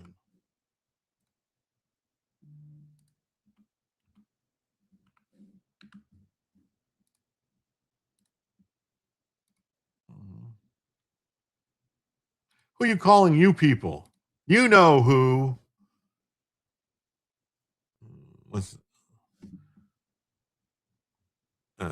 Under the bill, the agency would be required to investigate the shooting. Supporters of the measure include immigration rights groups. Oh, yes. The SEIU, bunch of fucking commies. And no other groups have come out in opposition to the bill. Well, I'm in opposition to the bill. Legislation does not appear to have any impact on state or federal law enforcement. Everyone's opposed to Trump's. Wow, you just got an uptick in subscribers too? Did I? I don't know. It's possible. It's possible. I know I saw it was, it looked like it was going up like, it looked like it went up to almost 2,200 last time I looked. 2198. Yeah. Yeah, 2199. So we're right there. 2199. 2199.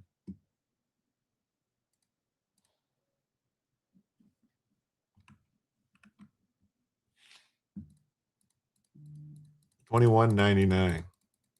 I'm in a 199.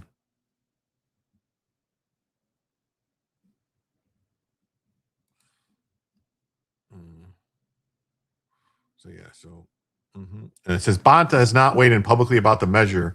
In late January, though, ICE and CBP shot and killed 2 Minneapolis protesters. Bonta and Newscomb issued an advisory to California law enforcement leaders, reminding them the state had the authority to prosecute federal officers under state law. Yeah, no, they don't. No, they don't. You're showing 2.2K here? Where? Oh, okay, maybe because that would be 21.99 would be 2.2K. Okay. So maybe they rounded up. California stands ready to take all necessary steps to investigate potential unlawful conduct. Let there be no question. State and local law enforcement in California have the authority to investigate potential violations of state law, even when those violations are committed by federal agents. Actually, you don't. It's all the supremacy clause.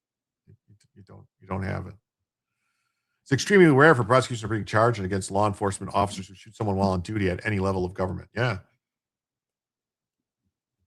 Protesters include those trying to run over officers or pull weapons on them. Yeah, that's what they're talking about. They always like to ignore that stuff.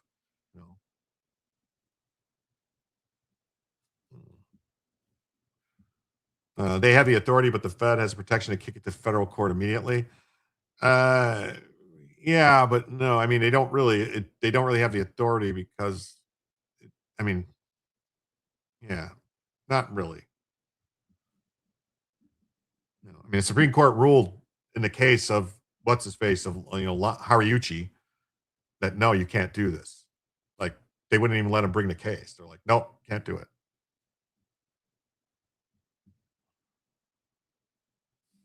Since 2021, Bonta's office has been required to investigate shootings by California law enforcement officers in cases where a person killed was unarmed. Oh. He previously said, oh,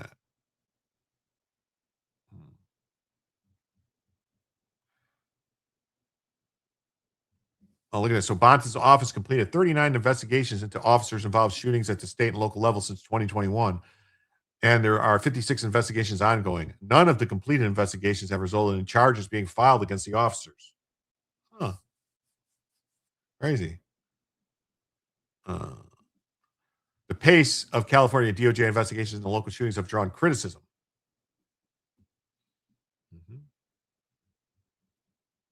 Bonta previously told the legislature he needs more resources to conduct officer-involved shooting investigations. Oh, yes. Unarmed doesn't equate to non-dangerous. Well, see, they call people unarmed, Mark. You got to remember, they call people unarmed people that are driving a car, like at a cop, or somebody that tries to take a cop's gun from them. They'll say, that guy was unarmed, even though once you touch the cop's gun, you're armed. You know, they say all types of stuff like that. Oh, Bella wants to come back in.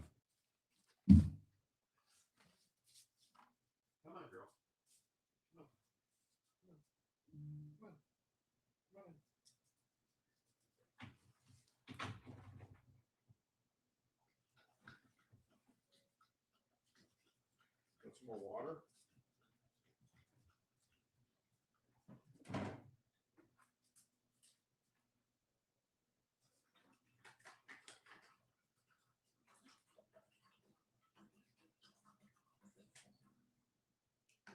Hey, more water.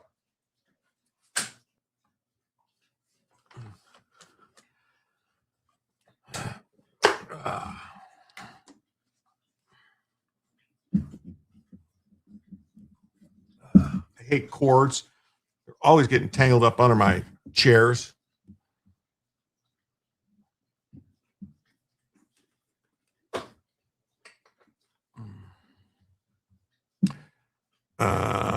So there's that. We got this story, which is great news. Dr. Oz says that anti-fraud effort is coming to all 50 states. The anti-fraud effort is coming to all 50 states.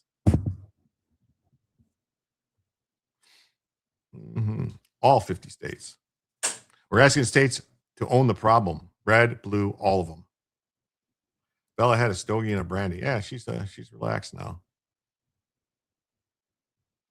So Dr. Mehmet Oz, administrator overseeing Medicaid and Medicare, announced of an agency's anti-fraud effort will come to every state. Yes. It is great news.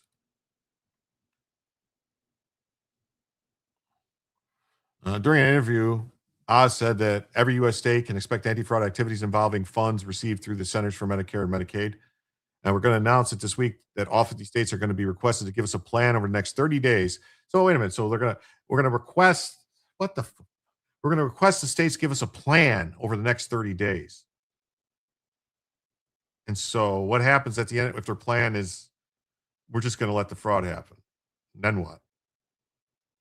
I don't know, man. This just seems like sometimes I swear it seems like they come up with stuff and they say shit like this and then nothing's actually going to happen. It's just a way to like make people think that it's not a problem. Keep it going. I don't know. Oz explained it would involve proving whether individuals who are enrolled really exist or not and have a right to provide the services. Yeah. A plan of we are keeping the fraud. Yeah. I don't get it. We're asking the states to own the problem.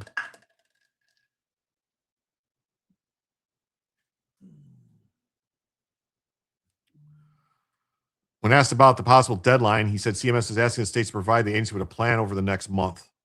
Okay. What if they say no? Then what? Oz sent letters to California, Florida, Maine, and New York alleging fraud in the state's Medicaid programs. Well, yeah, there's dodge all the states. That's what I agree. Yeah, dodge all of them. It's a lucrative business. It is. CMS issued a statement earlier this month to correct a comment made by Oz on social media that 5.1 million beneficiaries receive personal care services, which include things like helping them eating, bathing, and dressing. However, the real number was about 450,000. CMS said Oz comments drew criticism from Kathy Hochul's office, saying it was patently false, and her office was glad they now admit it. During the interview, Oz emphasized the Trump administration's effort to address fraud around the country.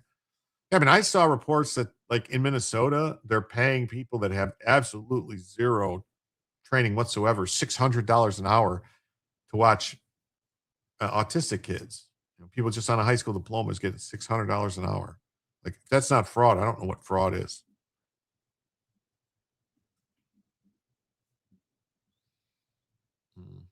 Trump administration sought withhold funds from some Democrat states. This has included child care subsidies and other social services programs in Minnesota, New York, and 3 other states. And with the SNAP program. Lawsuits have been filed against the anti-fraud efforts. Just imagine this. Why would you file a lawsuit to stop someone from stopping fraud? Fraud is hurting everyone. You claim, unless you're the one stealing the money, and that's why you're upset because you're not going to be able to steal the money to use for shit you want to use it for. But all the fraud takes benefits away from people that need it. SNAP fraud, WIC fraud, Medicaid fraud, Medicare fraud, that stops people that need it from getting the help.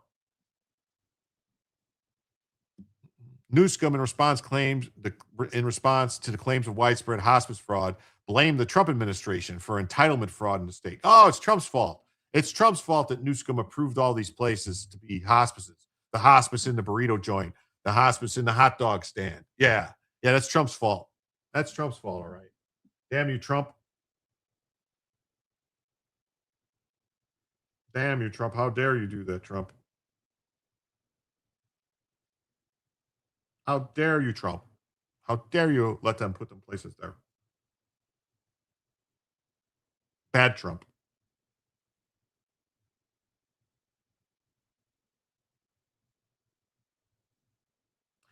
Oh, I just noticed too that a $10 had came in on Cash App yesterday after the show had ended from Jonathan Marcus. So I will add that to today's $10. So on Cash App, thank you so much, Jonathan. So that means we are now just $72 away from adding an extra hour and only $22 away from Bellavision. That's how I'll do that.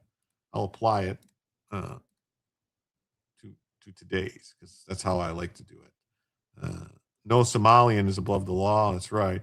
These commies don't believe that there's such a thing as stealing, except when white people have higher than average income assets than other more favored demographics. Well, Marlene, you're not wrong. Yeah, bad, Nick Shirley, bad. I was tagging you on YouTube too. Well, thank you. I appreciate it. It helped. It worked out. It all did good. It worked. It worked, it seems.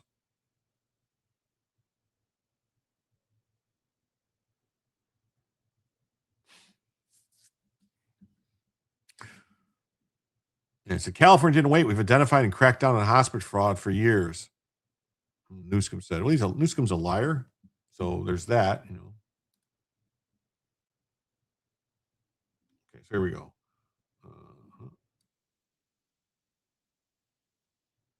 Oh, yeah. So We got another. I think this is Maine now complaining about Medicaid fraud. Governor Mills is fighting back against allegations of fraud. This letter comes after the Office of Inspector General report showed Maine made over $45 million in improper Medicaid payments. The governor says the Trump administration is looking to punish Democratic-led states like Maine. She says Maine has already had procedures to identify and investigate fraud. The governor also points to new state laws that tighten things up when it comes to licensing and oversight. Last month, Dr. Oz said he's seeing red flags in Maine, but Mills says the Trump administration is using alleged fraud to distract for a failed agenda. Oh, okay. The outcome of this Trump administration inquiry is predetermined, as are so many of the inquiries they launch in other states, and I fully expect they'll attempt to retaliate against Maine in the same manner they have elsewhere, by withholding federal Medicaid funding. In the letter sent to the Trump administration, Maine says they've implemented and continue to refine a coordinated set of safeguards to prevent, detect, and address improper payments. For Maine's Total Coverage, I'm Bonnie Bishop. Oh, yeah.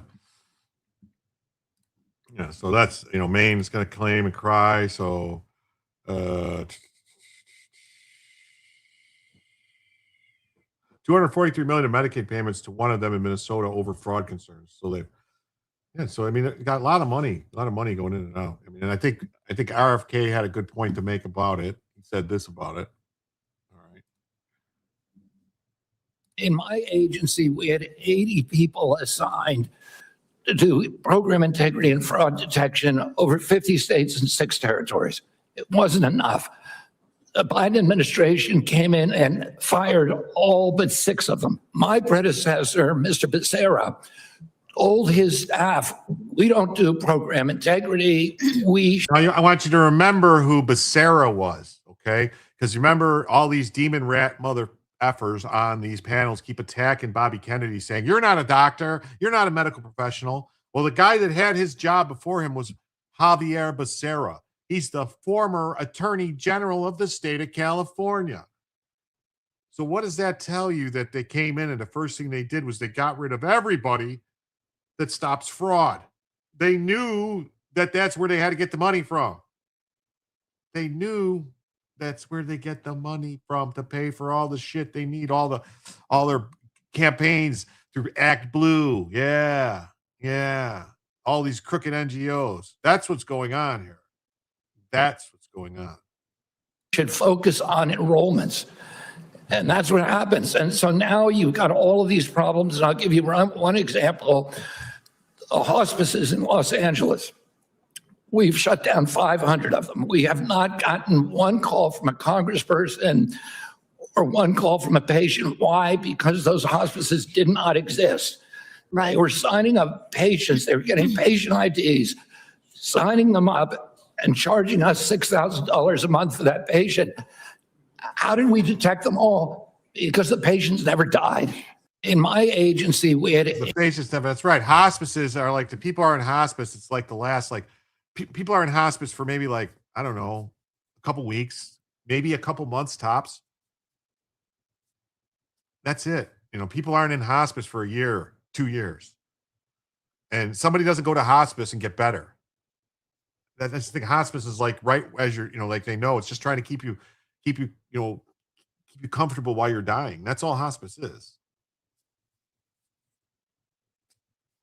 Yes, they let them talk. Yeah, it's 80 people. It's amazing. Yeah, like I said, this is how I feel. Though another day goes by, fraud is exposed, people are outraged, nothing happens. Another day goes by. This is it, man. This is how I feel too. This is how I feel.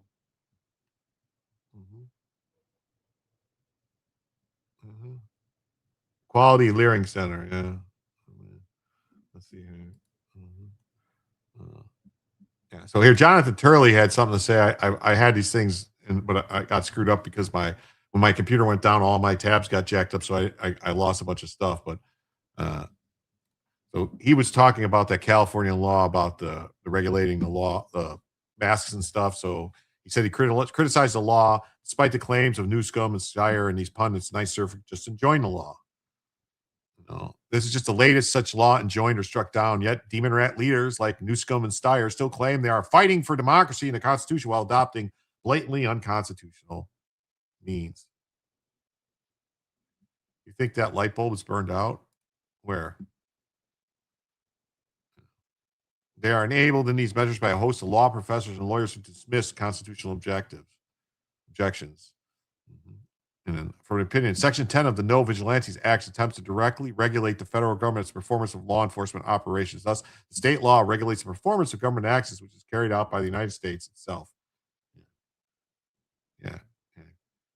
Newscomb has no problem with his people wearing masks like these. Those are his people. Yeah.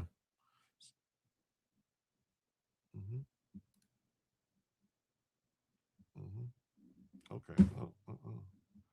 This is interesting too. FBI and our partners acted quickly and saved a young child who was kidnapped and ended up in Cuba. This is a crazy story. I don't know if you guys heard about this. A transgender father kidnapped a child, took him to Mexico, then to Cuba, and was trying to trans the kid in Cuba. So they were able to execute a brilliant raid, get the kid home. FBI spoils trans father's plans to transition son in Cuba. The father's been charged with kidnapping. Kind of crazy, right? Kind of crazy story.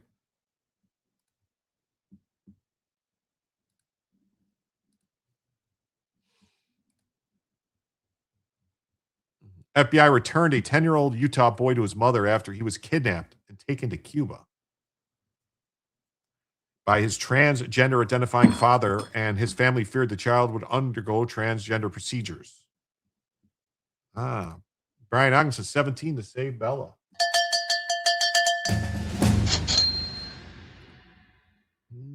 That's right.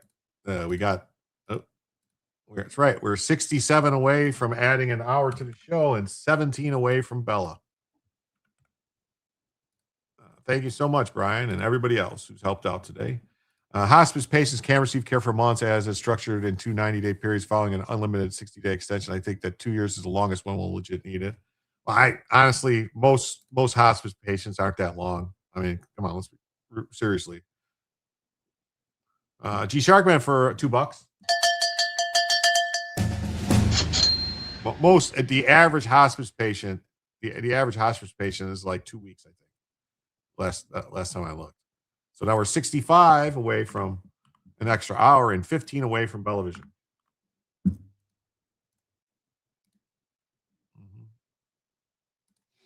Authorities charge 42-year-old Inessa Ethington, who goes by Rose, and 32-year-old Blue Inessa Ethington with international parental kidnapping after the gender-confused boy was taken to Cuba.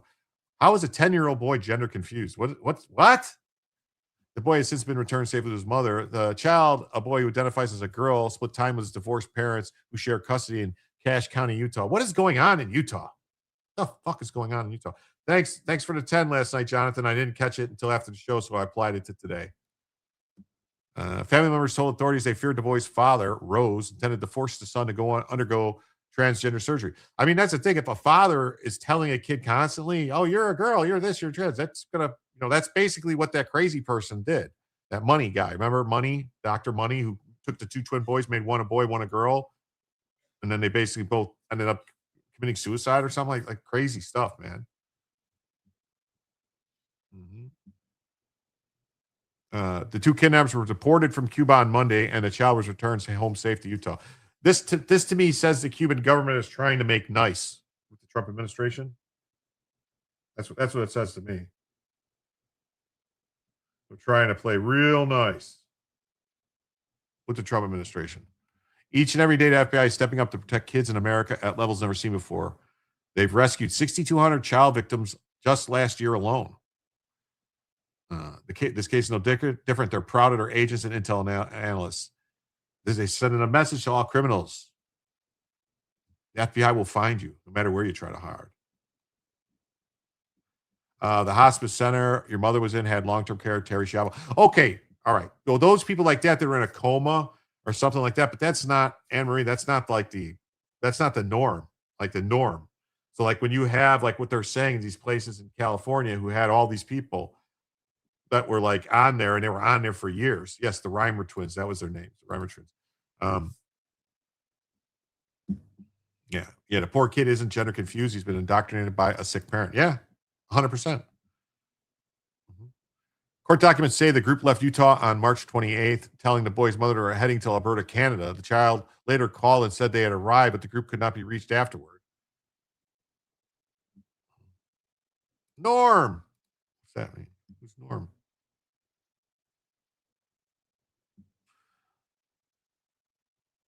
The group crossed into British Columbia at Douglas Port of Entry, then flew to Mexico the same day before arriving in Havana on April 1st. Where's CPS? Don't they protect kids anymore? That's the sad state of affairs, Brian. And in a lot of states, CPS will take a kid away from a parents if they don't play into this gender confusion stuff. A search of the pair's residence found a to-do list that learn Spanish along with travel's plan and intend to withdraw $10,000 in cash, and indications they plan to empty a bank account.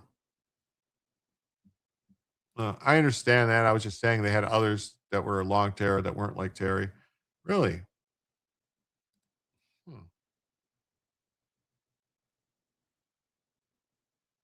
So, but I mean, isn't it like 95% of hospice patients like that, like less than a month?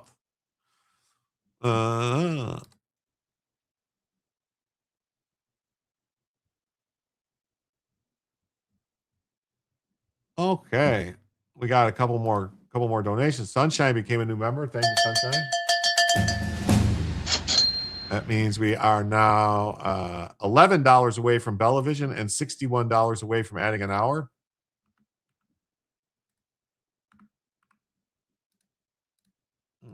And then Mark says for $2 for Bella. Well, thank you. That means we are now $59 away from adding an hour. And $9 away from Bellavision. Thank you so much. I got to go. See you next time. All right, take care. Yes, you pray for those nurses and doctors. I know that's a hard thing they have to deal with. Was just able to renew your membership. Does this mean you're monetized again? Yes, they monetized. I announced it, Sunshine, at the beginning of the show and said thank you to all the people who helped. Greg says they're praying for Washingtonians. They're losing their parental rights, and the Transformers are invading the girls' and women's spaces. Thank you. Recovered notes include instructions from a mental health therapist located in D.C., including instructions to send the therapist $10,000 and instructions on the gender-affirming medical care for children. What? Why would they be sending money in Washington, D.C. if they're in if they're in Salt Lake City? What does that even mean? Utah judge granted the boy's mother full custody of the boy and ordered him returned to her. They were located by the Cuban authorities on April 16th. And lawyers for the defendants have not been identified. They appeared in court for the arraignment in Virginia and will be transferred to Utah for further proceedings. Hey, what's up? What's good news? The Dems, will the Dems cheering on Iran work against them this November? It's all going to depend on how the whole thing plays out. And that's the honest God truth. If there's still a war going on and still crap going on, or if gas prices are still super high, most people aren't going to really care. It's sad.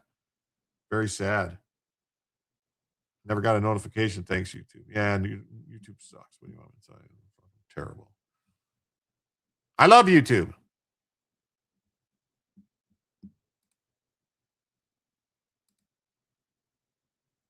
In this case, it's very interesting. Out of SCOTUS, another very interesting.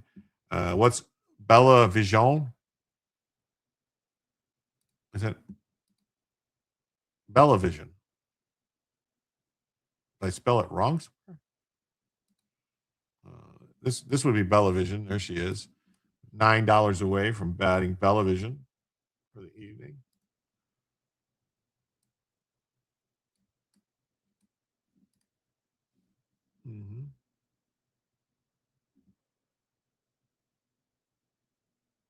Did you see the Dems run off to Spain? What a coincidence. Yeah, I saw a bunch of them ran overseas and then immediately started attacking the president and talking all this shit, which it used to not be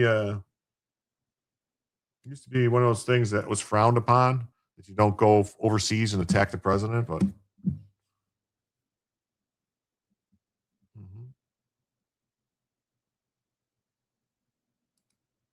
his dog is Bella, Greg. Yeah. I think Greg knows that. I'm not 100% sure. I thought he knew that. So Supreme Court liberals side with Clarence Thomas on a Taliban suicide bomber lawsuit. 3 others dissent. So what this is, oh, leave her up. Okay. All right, we'll do. We'll leave her up. Thank you so much, America First.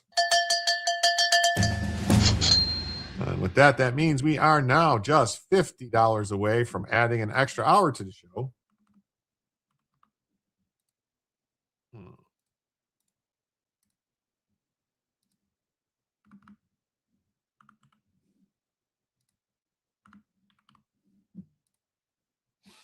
Thank you so much, everybody.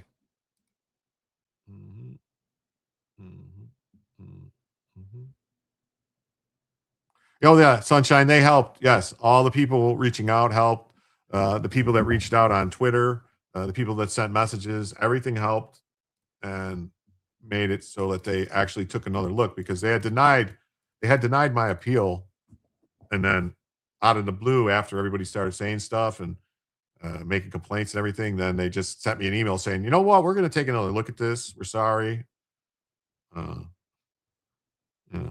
Yes, every trans is mentally unstable. Yeah, well, I mean, it is a mental disorder. They always thought about it that way.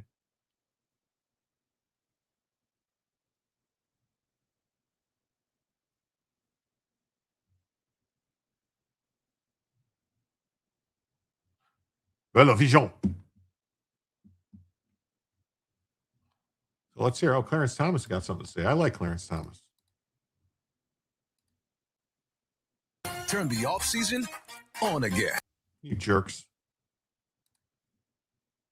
Clarence Thomas blasts progressivism and viral speech. In a 6-3 decision on Wednesday allowed a lawsuit brought by an Army veteran injured in the Taliban suicide bombing, vacating a lower court ruling that dismissed it. So yeah, so what happened was, I'll do this real quick. All right.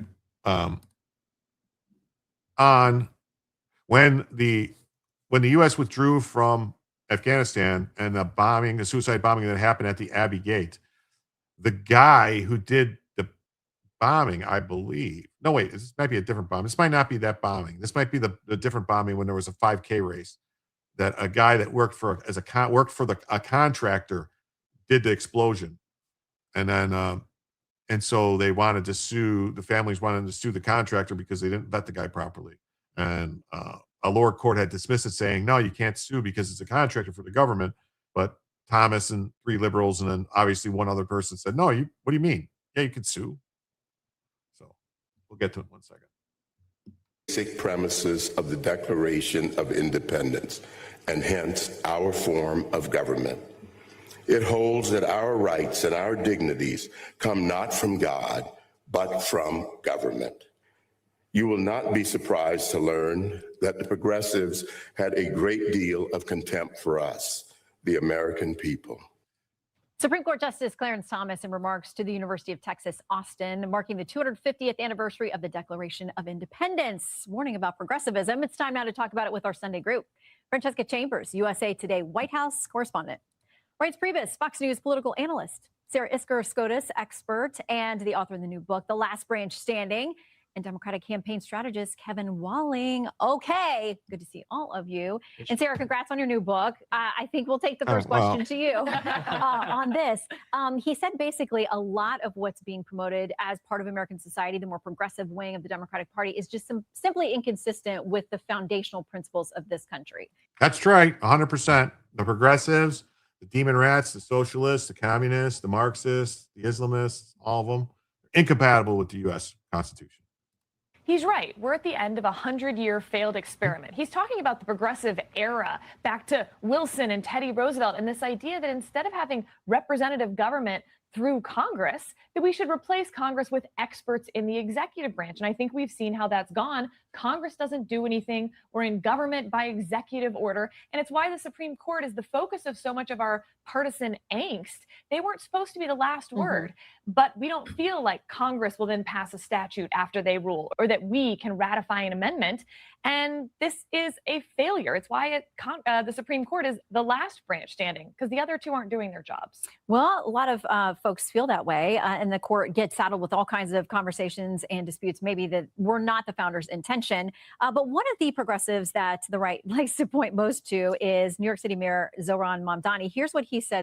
He's not a, see, that's the thing. Mamdani's not a progressive. He's a fucking Islamist communist. He's like a Marxist. He's like the red-green alliance, like mashed together. This week. When I ran for mayor, I said I was going to tax the rich. Well, today, we're taxing the rich. I believe everyone has a role. This guy is a clown. I don't know if you guys saw either. Like to play in contributing to our city. And some... He was going around in New York City, knocking on people's doors, inspecting people's houses, looking for code violations. Julio Scissors, what's up, buddy? Great to see you, man. Great to see you. The Finch, awesome to see you too. Belle has her rear elevated. Last time she did that, she had digestive problems. Yeah, he's a great man in his old age. We need him. We do. So, yeah, in a 6-3 decision on Wednesday, they allowed a lawsuit brought by a U.S. Army veteran injured in a Taliban suicide bombing. The lower court had dismissed it. Oh, Mark Massigill says, good night. Enjoy the chat, civil discourse, but I need to sleep. Take care. Enjoy the show. Well, I hope to see you back, Mark. That's all we try to do here is just have some Mondami's worse than Newscomb. That could be. So Winston Tyler Hensley, a former Army specialist, suffered a fractured skull and a brain injury when a Taliban operative working for the military contractor Fluor Corporation blew up a suicide vest at Bagram Air Base in 2016. District Court for South Carolina made a summary judgment for Fluor, and the U.S. Court of Appeals for the Fourth Circuit affirmed it.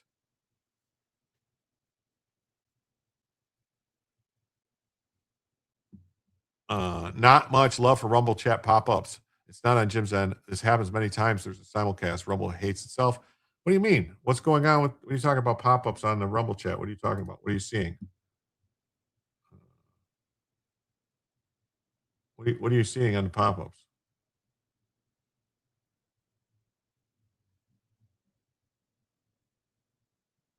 What do you mean? There was a hospice nearby when I lived. It was a 3-bedroom ranch house run by visiting nurses. So the majority opinion written by Clarence Thomas rejected a broad battlefield preemption theory that would have blocked state law claims tied to combat activities. He was joined by Sotomayor, Kagan, Gorsuch, Amy Coney Barrett, and Ketanji Brown Jackson. So it was 6-3, right? 1, 2, 3, 1, 2, 3. Well, they wrote that military contractors are not automatically shielded from liability when their conduct was not authorized by the military, even in war zones.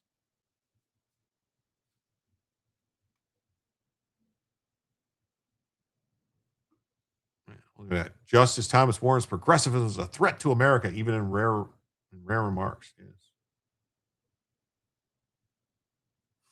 The Fourth Circuit decision held that Hensley's claims preempted even though the conduct complained of was neither ordered nor authorized by the federal government.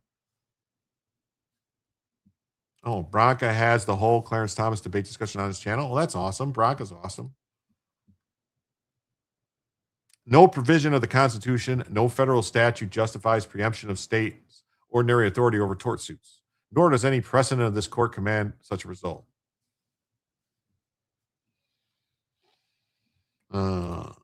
D.N. Jurgensen. Wasn't Mandami trained by Disney? By Disney? I don't know. I mean, he's got like weird connections. Supposedly, I don't know. Supposedly his mom has connections to Epstein. And, he's from Uganda. I don't know. In 2016, a Taliban operative working for the respondent carried out a suicide bomb attack at Bagram Airfield. The plaintiff, specialist Winston Hensley, confronted him. The bomber detonated his vest. As a result, the injuries he received, Hensley is now permanently disabled. Yes. Man, dummy. A damn dummy. He's a trust fund baby. The ratio between the two platforms pop-ups on screen. Oh, you're talking about that I show on screen? I pop up a lot of people's stuff. It's just there's a lot more people. There's a lot more chats in the YouTube chat than there are in the Rumble chat. I mean, I could show you the Rumble chat. I mean, look. This is the Rumble chat right here. It's just, there's way more in the YouTube chat. Sorry.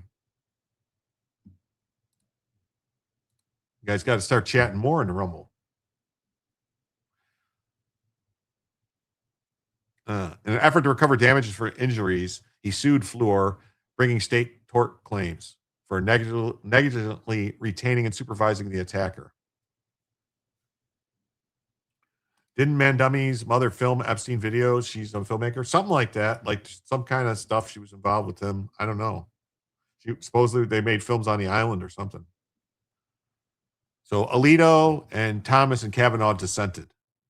You see, because that's why, Alito's a very, and he's a conservative, but he's a very pro-police or, pro-government, pro-police type. So nothing, like he's never going to rule against like qualified immunity or something like that.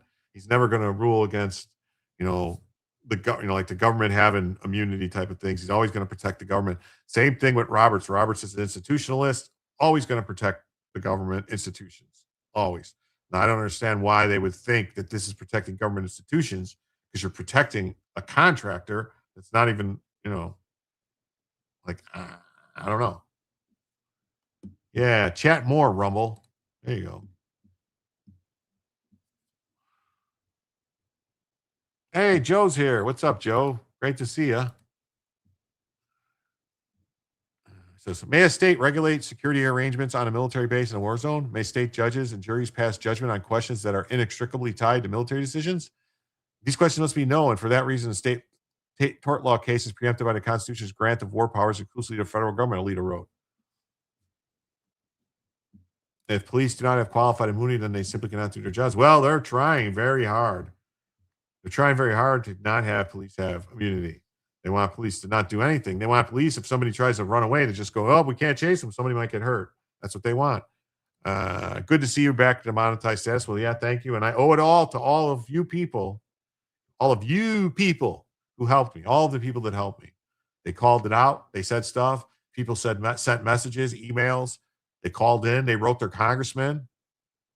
They called in to 99.5X 3D and said, hey, get Jim Monetization back. So that all happened. It all worked, especially on X. The Constitution divides authority between the federal and states, but the court allows for a state to encroach on that domain. The Constitution precludes that encroachment. That's why Alito dissented. So, I don't know. I mean, I'd have to read more into it and probably talk to, yes, you called Trump and Trump took care of it. Yes, he did.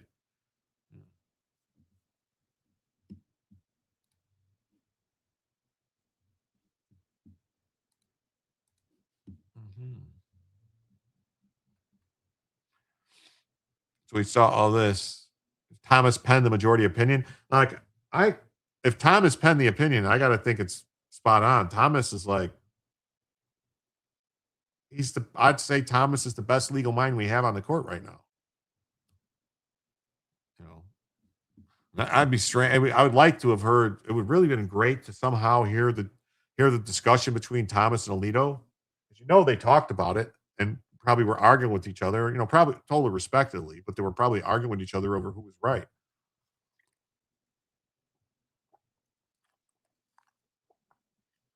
And Alito probably said, Thomas, what are you doing? The three liberals are siding with you.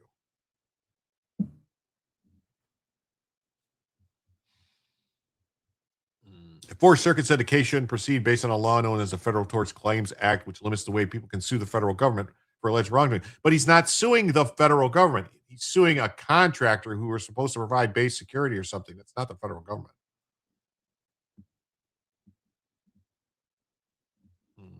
Oh, Choosy says, I'm power tripping on the awesome power of my awesome shorts that nobody sees. Somebody must have saw it because the message they sent me said specifically it was about somebody's short video.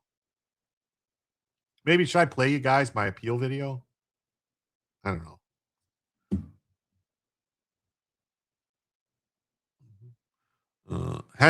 Hensley had sued the military under state law. Hensley had sued the military under state law, but Hensley said the Federal Tort Claims Act took precedence because of a legal doctrine known as preemption, which allows federal law to govern legal disputes if there's a conflict with the state law. Appeals court ruled that even though Fluor was a contractor, it's taking directions of the U.S. military. Yeah, but the U.S. military did not direct them to let this crazy terrorist onto the base with a suicide vest. Yeah.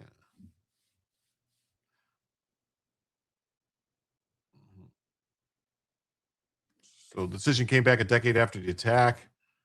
So it was hundreds of troops had gathered on base for a Veterans Day 5K run when Hensley saw the terrorists approaching suspiciously.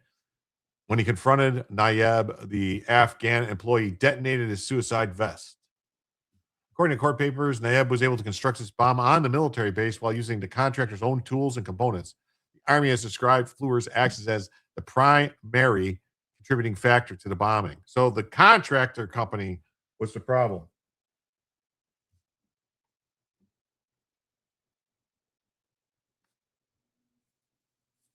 And then Fluor tried to blame the contractor.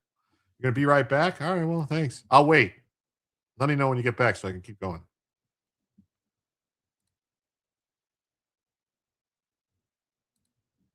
Okay. We talked the other day about Spirit Airline. We got it back, Renee. That's right. We got it back. Yay. Yeah. Thanks to everybody in the chat, all the people on X and stuff saying things is what got it back. Dusky Dawn, what's up? How you doing? Thanks for being here. So yeah, Spirit Airlines talking about going to file for bankruptcy or something. They're about to go under. So there's a huge deal. They're trying to cook up a deal as Trump is urging someone to buy the bankrupt carrier.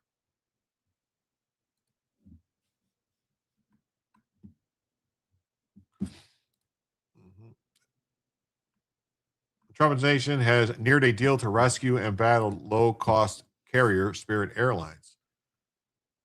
Government will lend Spirit as much as $500 million. What?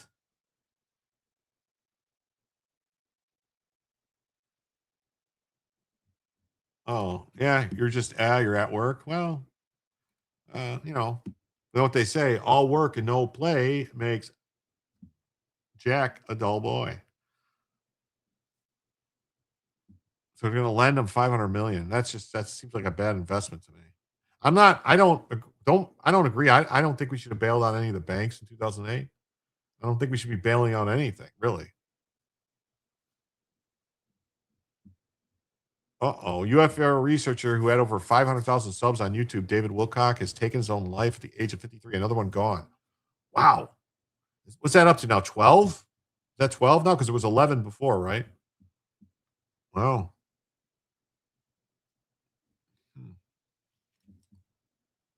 Trump told CNBC that he would like someone to acquire Spirit and said it's possible the government could get involved.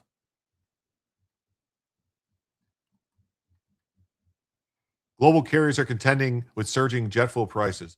Well, but they're supposed to, maybe they give free deportation flights in exchange. Yeah, maybe we could just use those planes. Spirit Senate plans to shrink its fleet about 1/3 to its pre-bankruptcy size, retaining roughly 76 to 80 aircraft. The carrier built its turnaround plan based on fuel costs averaging $2.24 per gallon and $2.14 in 2027. Wow. Maybe, by mid-April, jet fuel prices were at $4.24 a gallon, roughly double the level assumed in its projections. White House spokesperson said Trump administration continues to monitor the situation and overall health of the U.S. aviation industry. So they must not have been purchasing advanced fuel like most airlines purchase fuel 6 months out. They they purchase contracts where they'll pay same thing like they do it like oil options or oil futures, the same thing, but they do it with jet fuel futures basically to buy it in the future. That way, no matter what happens, they're going to pay that price. So even if they locked in, so even if prices drop, they're still going to be locked in at that price.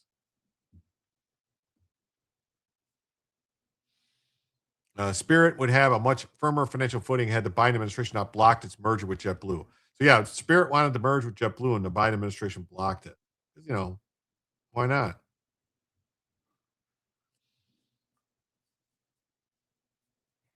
Kirby called Spirit's business model fundamentally flawed and said it was not going to make it or cover cash operating costs. That's United Airlines CEO. Spirit, best known for its bright yellow all Airbus fleet, built its brand around affordable fares for budget-conscious travelers ready to eschew add-ons such as check bags and seat assignments. Yeah, but here's the thing.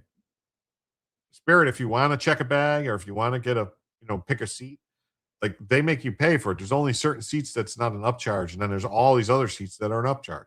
You got to pay for bags, and you got to pay for other stuff. Like I remember flying on Spirit. I did it one time, before I moved to Florida. When I used to fly down here to visit my parents, I flew on Spirit once just because I was like, "Oh, Spirit, right there by O'Hare. I'm right here working. I could just get in, blah blah blah." And yeah, I'll never do that. Never. I said, like, never do that again. Wow.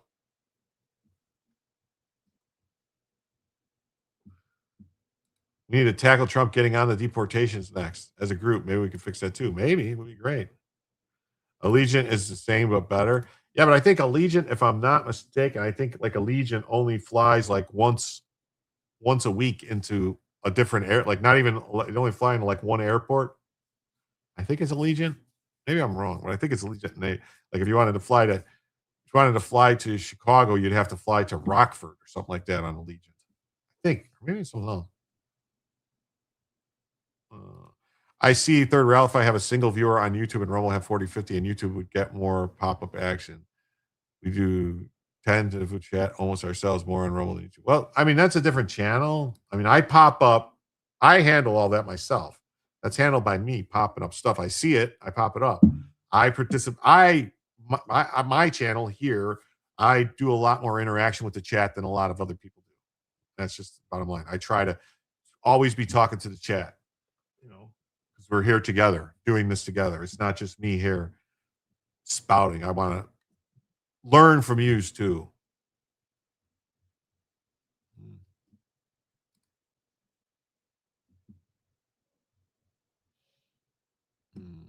This is from Zero Hedge. Says that the U.S. government could end up owning 90% of Spirit in a rescue deal. Wall Street Journal says Trump's possible $500 million rescue deal could leave the government with 90% control. Commerce Secretary Lutnick is leading the effort. BBG on a potential $500 million rescue loan. When you fly, you always flew Toledo to St. Pete.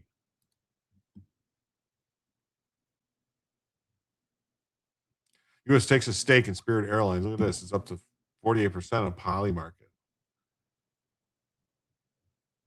Shortly after the Wall Street Journal reported the Trump administration's potential rescue plan for the bankrupt Spirit Airlines, Bloomberg followed with a report stating that the emergency deal to save Spirit could give the U.S. government the option to own up to 90% of the carrier. So if the U.S. government owns 90% of the carrier, would that mean the taxpayers own it?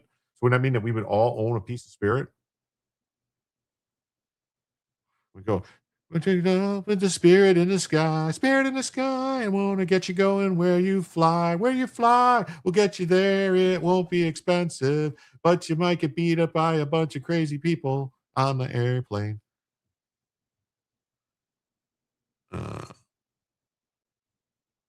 They noted that the Transportation Commerce Departments are involved in talks to save the struggling Spirit. So Soul Plane isn't going away. I don't know.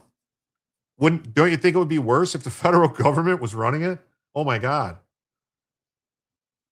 David Wilcox put out a post in 2022 that he's not suicidal and believe in God. Okay. Didn't McAfee also do the same thing? John McAfee?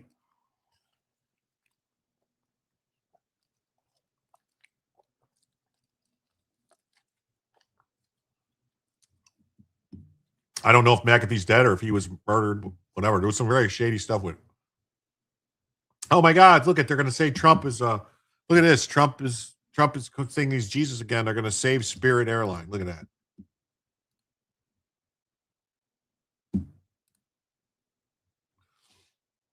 Yeah, I don't mind mergers. I think I'd love somebody to buy Spirit as an example. You know, Spirit's in trouble. Maybe the federal government should help that one out, Trump said. Oh, let's see. Oh, here he's going to talk about it on the phone. I don't mind mergers. I think I'd love somebody to buy Spirit as an example. You know, Spirit's in trouble, and I'd love somebody to buy Spirit. It's 14,000 jobs, and maybe the federal government should help that one out. You know, I tell my people, but with American, it's doing fine, and United's doing very well. I know the United people; they're doing very well. I don't like having them merge. It's just like all of these aerospace defense companies and aerospace companies. We used to have hundreds of them, and now we have like a very small number, and you get one bid, and it makes them lazy. Yeah.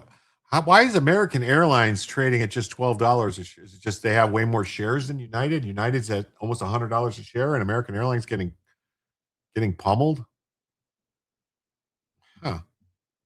I don't mind merging. That's crazy.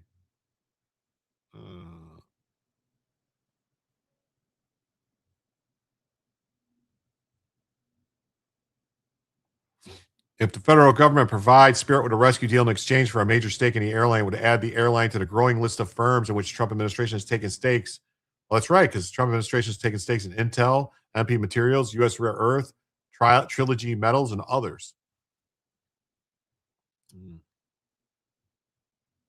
Time is running out on Iran. The market's calling bullshit on a mainstream narrative.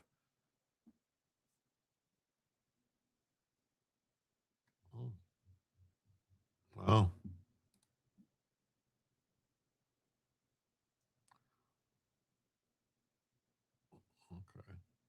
I think we got one more person. Maybe we're going to hear talk about this in a second. Trump administration is in advanced discussions with budget carrier Spirit Airlines about a bailout. Wow, that's crazy. The package can include a loan up to $500 million in exchange for what warrants would allow the federal government to take potential substantial ownership stake in the beleaguered airline. Like, that's crazy. Whether you fly it or not, the fate of that low-cost carrier could affect ticket prices across the industry, which is one reason the Trump administration is considering a bailout for Spirit. Senior transportation correspondent Chris Van Cleve has details. The Trump administration is in advanced discussions with Spirit Airlines over a bailout worth up to $500 million, staving off the twice bankrupt carrier's liquidation and keeping its planes flying, according to sources familiar with the negotiations. A lot of people work for Spirit. We care about the people that work for Spirit in this industry. Transportation Secretary Sean Duffy told us Tuesday no decision had been made, but acknowledged time was short. The question will be, can we do anything to save Spirit and make it viable? Or would we be putting good money into a company that inevitably is going to be liquidated? In exchange, the government would get warrants to purchase up to 90% of an airline that hasn't made a profit since 2019 and projects it will lose nearly $200 million this year. Oh, well, that's just right up the government's alley, right? I mean, just think about it. The government did the same thing with Amtrak, and that thing never makes any money. You know, they did. Look at the post office. They're constantly losing money. You know, it's crazy. You know, like Jake Jacoby says that USPS employees moved to flight attendants. Nightmare movie. You ain't kidding.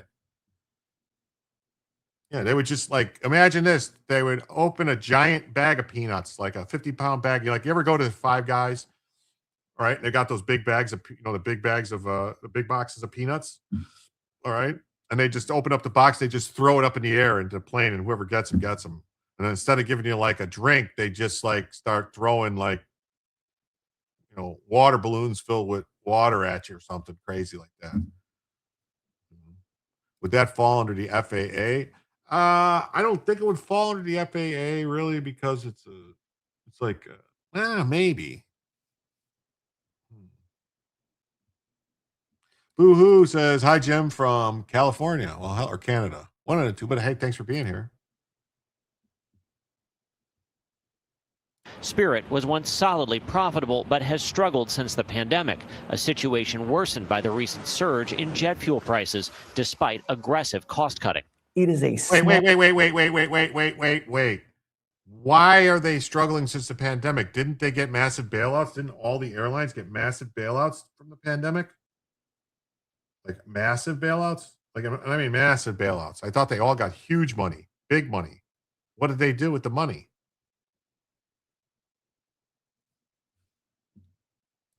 shrinking, irrelevant airline that cannot make money in today's paradigm. Brian Summers tracks airline financials for the Airline Observer. What's in it for taxpayers? There is not a lot in this for taxpayers. Sometimes airlines are just unsavable, and that appears to be the case here. A CBS News data review found when an ultra-low-cost carrier like Spirit exits a route, fares tend to increase. United CEO Scott Kirby was asked about the negotiations. I don't think this crisis is anywhere near big enough to cause the need for an airline bailout. Now, Spirit says it hopes to be profitable as soon as next year, but that really depends on jet fuel prices. Bailing out a single U.S. airline would be extremely rare, if not unprecedented. Spirit declined to comment other than to say the airline is operating normally. Tony? All right, Chris, thank you very much. Wow, that's crazy. Car breakdowns can wreck your. It can wreck your whoa. So we'll have to see. We'll have to keep an eye on this. I mean, I don't think we should be bailing out airlines. I don't, but I don't know. I mean, I don't see any reason why we would. I don't see any reason why we would. Yeah, fuel and schedule maintenance. Yeah, I don't see any reason why we would want to own Spirit Airline. Really? I mean, just think how much worse it would be. It'd be worse. Like, anyone remember Braniff and their purple planes? Yeah, I remember. I remember Northwest. I remember Continental. Remember Continental Airlines? Remember TWA? TWA doesn't exist anymore, right? TWA is gone. Yeah, like Rocky says, imagining Spirit could be worse blows my mind. Why doesn't Elon buy it? I don't know. He probably doesn't want to. Oh, okay. Yeah. So you guys remember the story a month or so ago that they came out with and said that the U.S. moved the THAAD defense system from Korea to the Middle East. They were screaming about it. Oh my God, why would they do this? Why would they do this? They didn't. It was fake news. Yeah, TWA was big stuff once.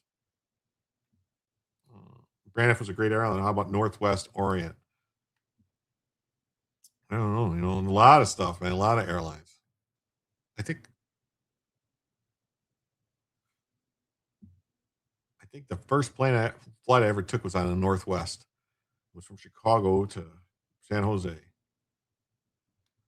Yeah, maybe the government can't make money because they're spending it all on chemtrailing. You know what?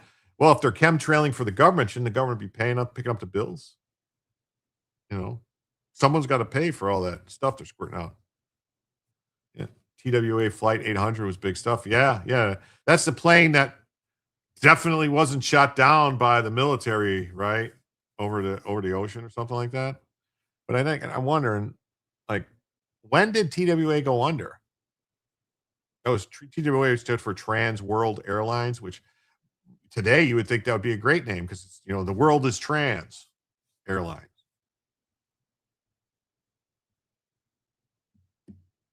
There's still some low cost airlines.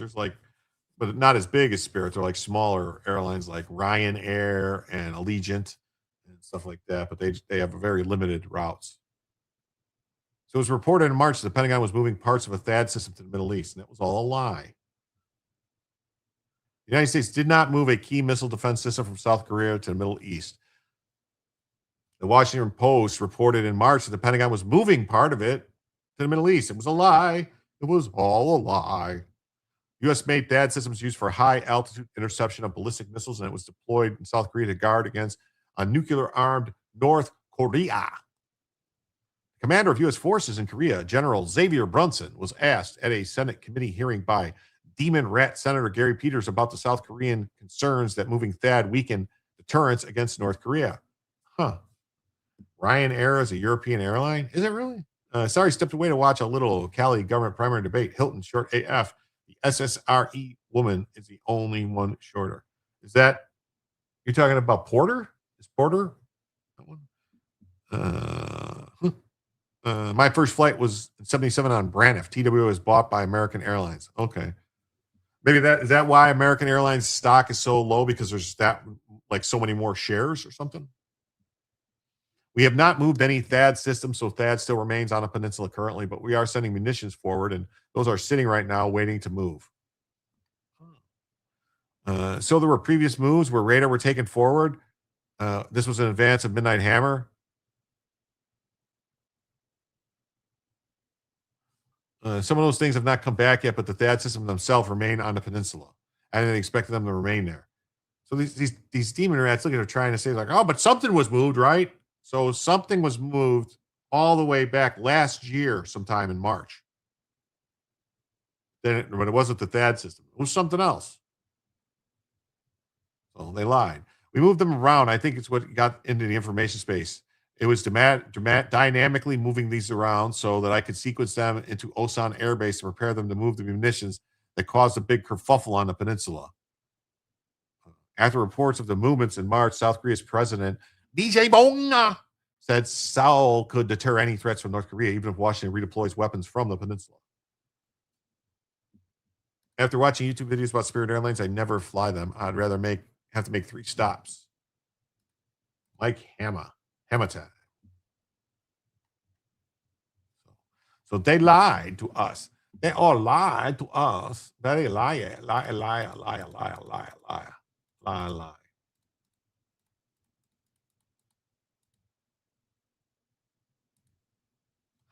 Even Reuters says the same thing. The U.S. did not move defense system for Korea. So if anyone says that to you anymore, you can tell them that it was all lies. It was fake news, all fake news.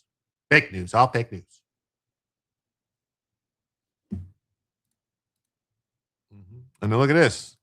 A migrant caravan leaving southern Mexico, but they're not aimed on coming to the U.S. Wow, look at all these people.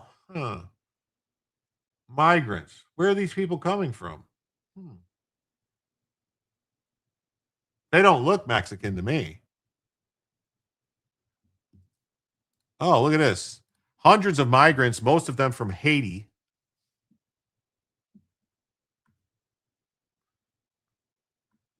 left southern Mexican city of Tapachula on foot, seeking a better living conditions elsewhere in Mexico. Migrant caravans like the one that left Tapachula used to aim for the U.S. border, but many of the migrants leaving Tapachula said that they have lost hope by making it to the U.S. due to the restrictions that the Trump administration has placed on asylum seekers. Well, if they're seeking asylum, they should seek asylum in Mexico. That's what the law says. You seek asylum in the first safe country. But then again, I'm confused because all the demon rats, remember, are telling us that there's nothing wrong with Haiti. Don't you remember? Jimmy Kimmel, Conan O'Brien, and all the other ones. They wear all the shirts. Haiti's great. Haiti's great. Haiti's a wonderful place. Haiti's awesome. They went to some private resort and took pictures and stuff to say how great it was. But yet, if we say we want to send these Haitians back to Haiti, you're like, oh my God, you can't do that. They'll die. It's like, wait, what is it? Is it good or not good? It's good because you want the people here, but if you want to send them back, it's not good. Yes, Captain's right. Time to keep your cats and the dogs in the house. They're eating the dogs. They're eating the cats. They're eating the dogs. They're eating the cats. Instead, the migrants said they want to settle down in large Mexican cities where they may be able to find work and file asylum claims. Some said they have been unable to get responses for asylum claims in Tapachula, despite spending months in a small city near Mexico's border with Guatemala. Well, did they go to Guatemala first? Because if they were in Guatemala first, Mexico might be like, no, go back to Guatemala. You're supposed to stop in the first safe country to claim asylum. Haiti is a notorious shithole. Yeah, they're coming for the money, not the safety. That's why Mexico's not good for them. The United States is no longer an option for us, says Jerry Gabriel, a 29-year-old Haitian migrant. We only want to make it to Mexico City, Monterrey, Tijuana, or some other place we might be able to live. Well, if they want to go to Tijuana, that means they're planning on trying to sneak over the border to get in the U.S. You don't go to TJ to live.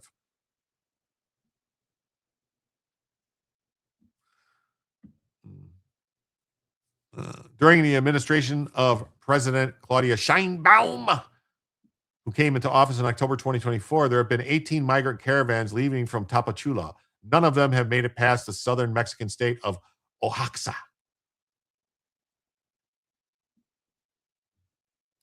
Any updates on demining?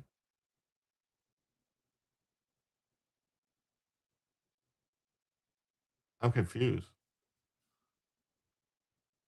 Mexico pays like $3 to $5 a day for work. I thought they paid more than that. In Mexico. I thought the Mexicans were like a quarter of what we were making here or something. People told me they eat cats since I was a child. I didn't believe it back then. Well, waka waka waka.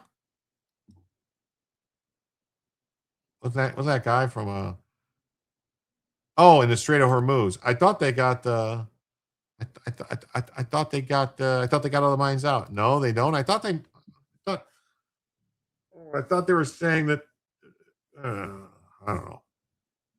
Other shithole countries are embarrassed that Haiti is included with them. Yeah. Haitians account for a quarter of asylum petitions filed in Mexico, according to the Mexican National Agency for Refugees.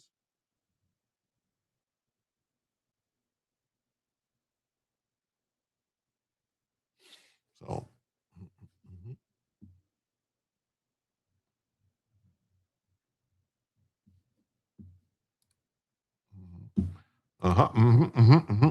migrant caravan leaves in southern Mexico City, but many are no longer aiming for the U.S. border.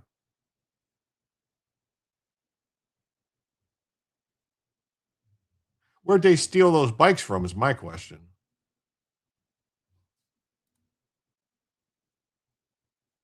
Okay. We got this story here. It says Navy review puts future of highest tech U.S. aircraft carriers in question. It's like, wait, what?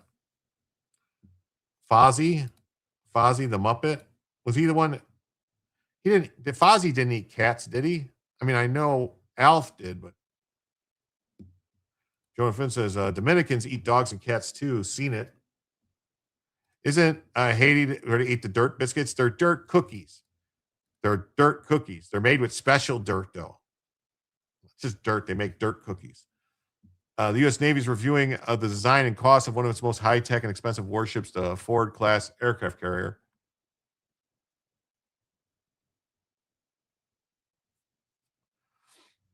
The service's top boss is not ruling out canceling future versions of its designs. Navy Secretary John Phelan. Well, that's why John Phelan had to go. I was wrong, Jim. The average daily salary in Mexico is approximately $16 US. Okay, so that's like a tenth of US earning, because isn't like the average daily salary in US is like $160 or $150, something like that. I think. Maybe. The new shipping lane will be available to stop Iran's PT boats since further away from Iran. Well, it should be, but the U.S. should be stopping those with A-10 Warthogs and other planes. Like if the Iranians come out with these small boats to attack ships, there should be drones or something flying to take them out.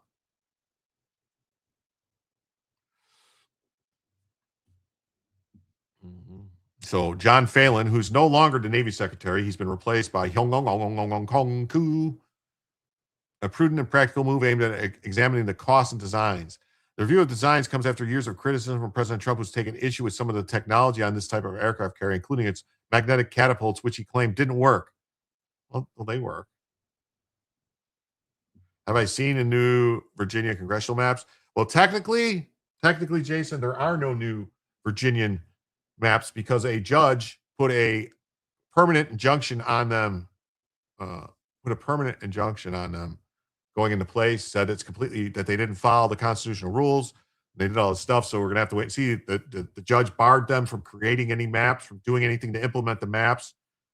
Barred them from everything. Like said, you can't do anything. You can't prepare to do it. You can't tell them to do it. You can't move any precincts. You can't do nothing. Pentagon told lawmakers this week it'll take 6 months to clear the mines. What? According to someone granted anonymity to discuss the sensitive. Wait a minute. I thought there was only a couple dozen mines. We'll see how the constitutional challenges go. Yeah, we will, because it's already been a permanent injunction was put in place. And the judge did not stay it for them to appeal or anything like that. It's an immediate thing. So they can't, we'll see if they actually listen or if they'll start doing it anyway. If they'll actually listen to the judge. But I don't know if they will, because they the idiots already came out and attacked the judge as being an activist.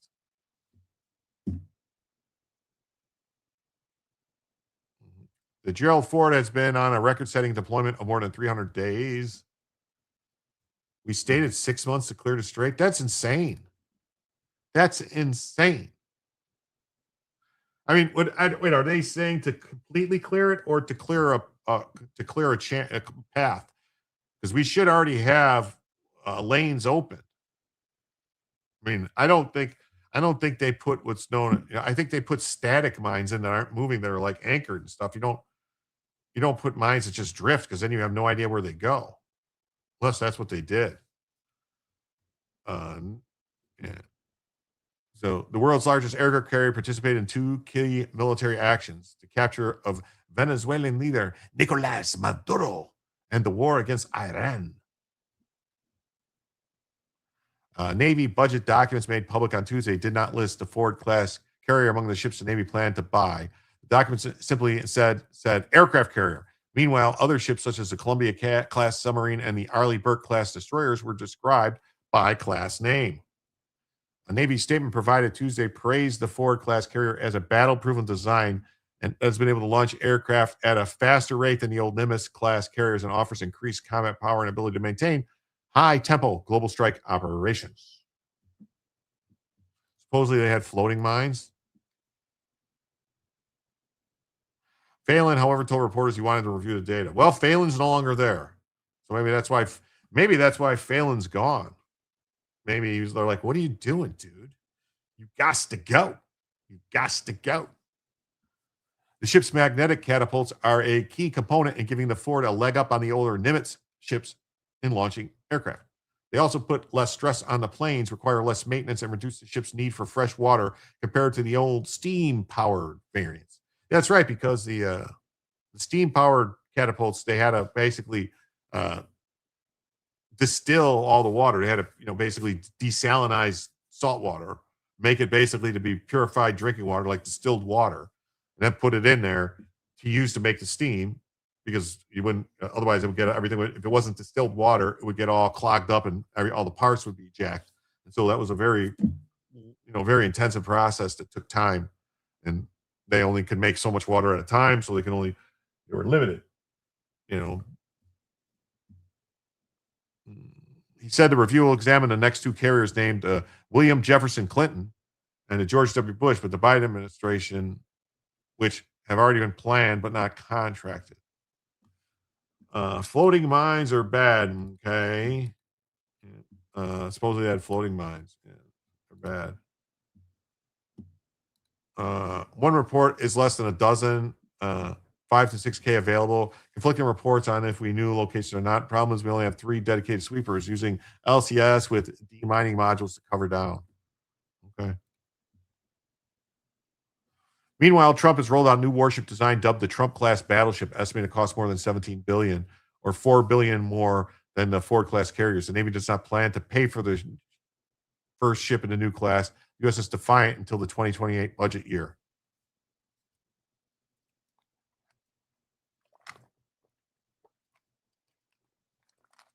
How do you guys feel about Trump naming a new class of battleships the Trump class of battleships? I mean, I thought we only named classes of ships off the dead presidents, dead people.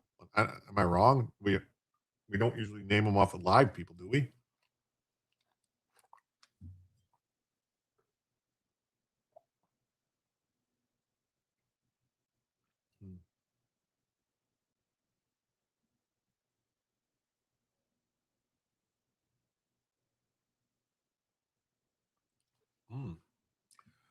Congratulations, Jim. I like the new look on the thumbnails. Also, the members only videos are appreciated. Keep it up. Well, thank you, Rudd.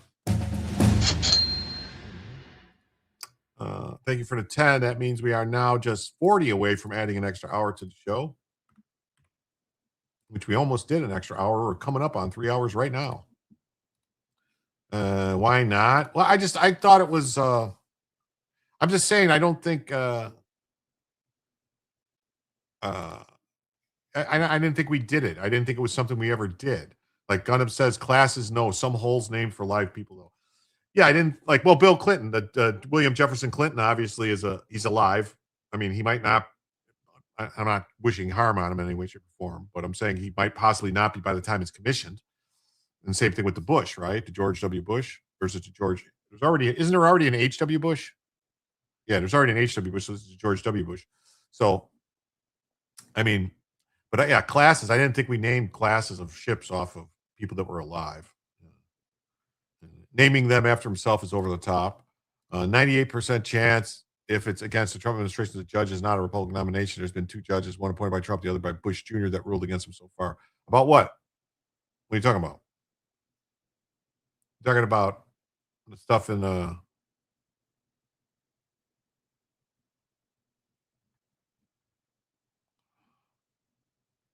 one of the ships need to be named the USS FAFO. Well, yeah, that's what you could do. Well, you could call it the FAFO class. Seems to me the names of a class of ships is usually the same names as the first ship in that class. Usually is, but this is saying it's the Trump class battleship and it's the Defiant. So they're saying Trump is Defiant. It's a Trump thing. Look at his buildings. No, I know that. I'm just saying. I don't know if it's Phelan told reporters that the current cost for the Trump class ship is an early initial estimate. He expects the cost to fall as the design is refined and further ships are built. He also didn't rule out the ship being powered by a nuclear reactor, which would significantly drive up its costs. But see, it would drive up having it powered by a nuclear reactor would drive up its construction costs, but it would save dramatically on operating costs because you don't have to fuel anything. If it's got, you change the fuel like, I think it's every 10 or 20 years or something like that. You have to refuel them. Trump can say it, but it ain't going to happen because the military law doesn't allow it, a politically neutral thing. Okay.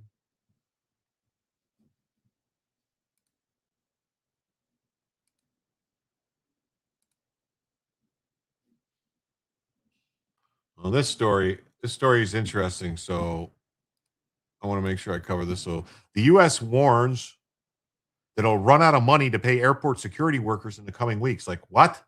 How are they going to run out of money to pay airport security workers in the coming weeks? What the fuck is going on?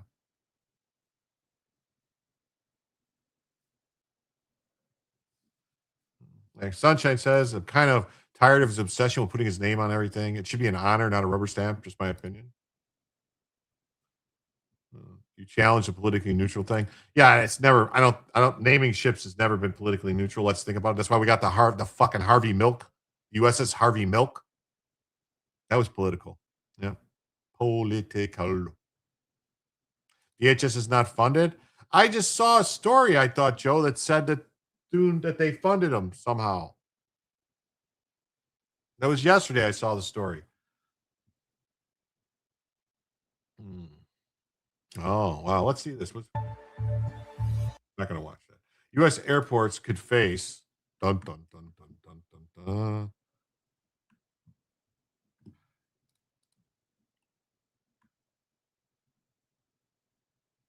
What the hell? I just closed it. U.S. airports could face a new wave of long security lines as early as May after the nation's Homeland Security chief said on Tuesday they will run out of money to pay 50,000 workers due to a partial government shutdown.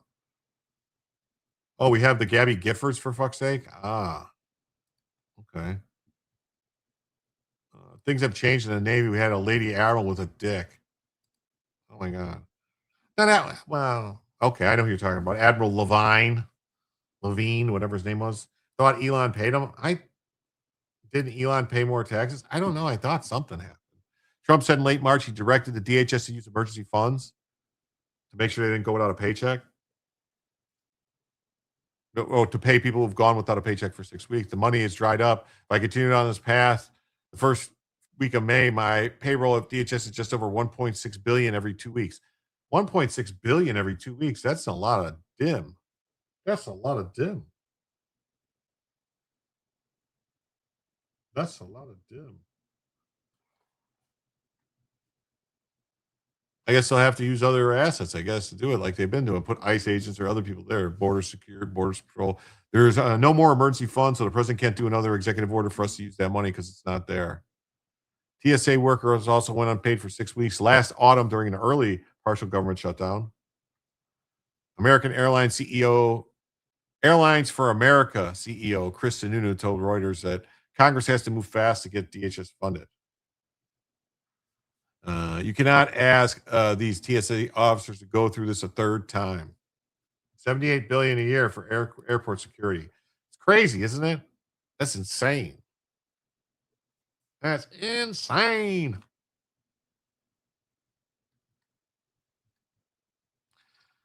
So in March, the weeks-long standoff caused security lines at some airports to exceed 4 hours. This was crazy, right?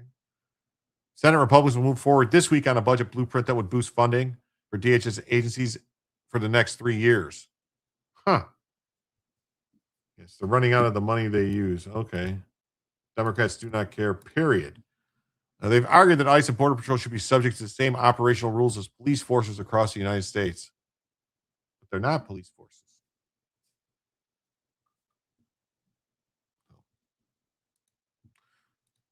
All right.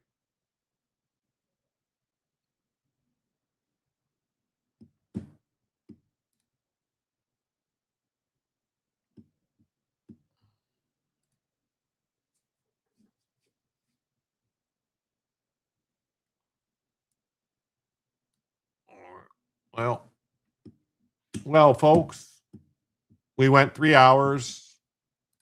We went 3 hours and we didn't hit the goal. So I think that's going to be it for tonight. I want to thank everybody who was here. Please remember to hit like, subscribe if you haven't already. I'm going to try to do 2 shows tomorrow. I'm going to try to get an early show set up for like 7 o'clock, maybe 6 or 7 o'clock to do the Theory Thursday, like an early show, and then do a show with Joe at like 10:30. So hopefully it'll all work out and I won't have all these problems like I had today. So hopefully we'll see what happens. But again, I want to thank everybody who was here. Please remind you to tell your friends. And I do really appreciate everything everyone did to support me while the demonetization was going on and to get it back. And I will see you all tomorrow, where you can come back for Jim to tell you the news.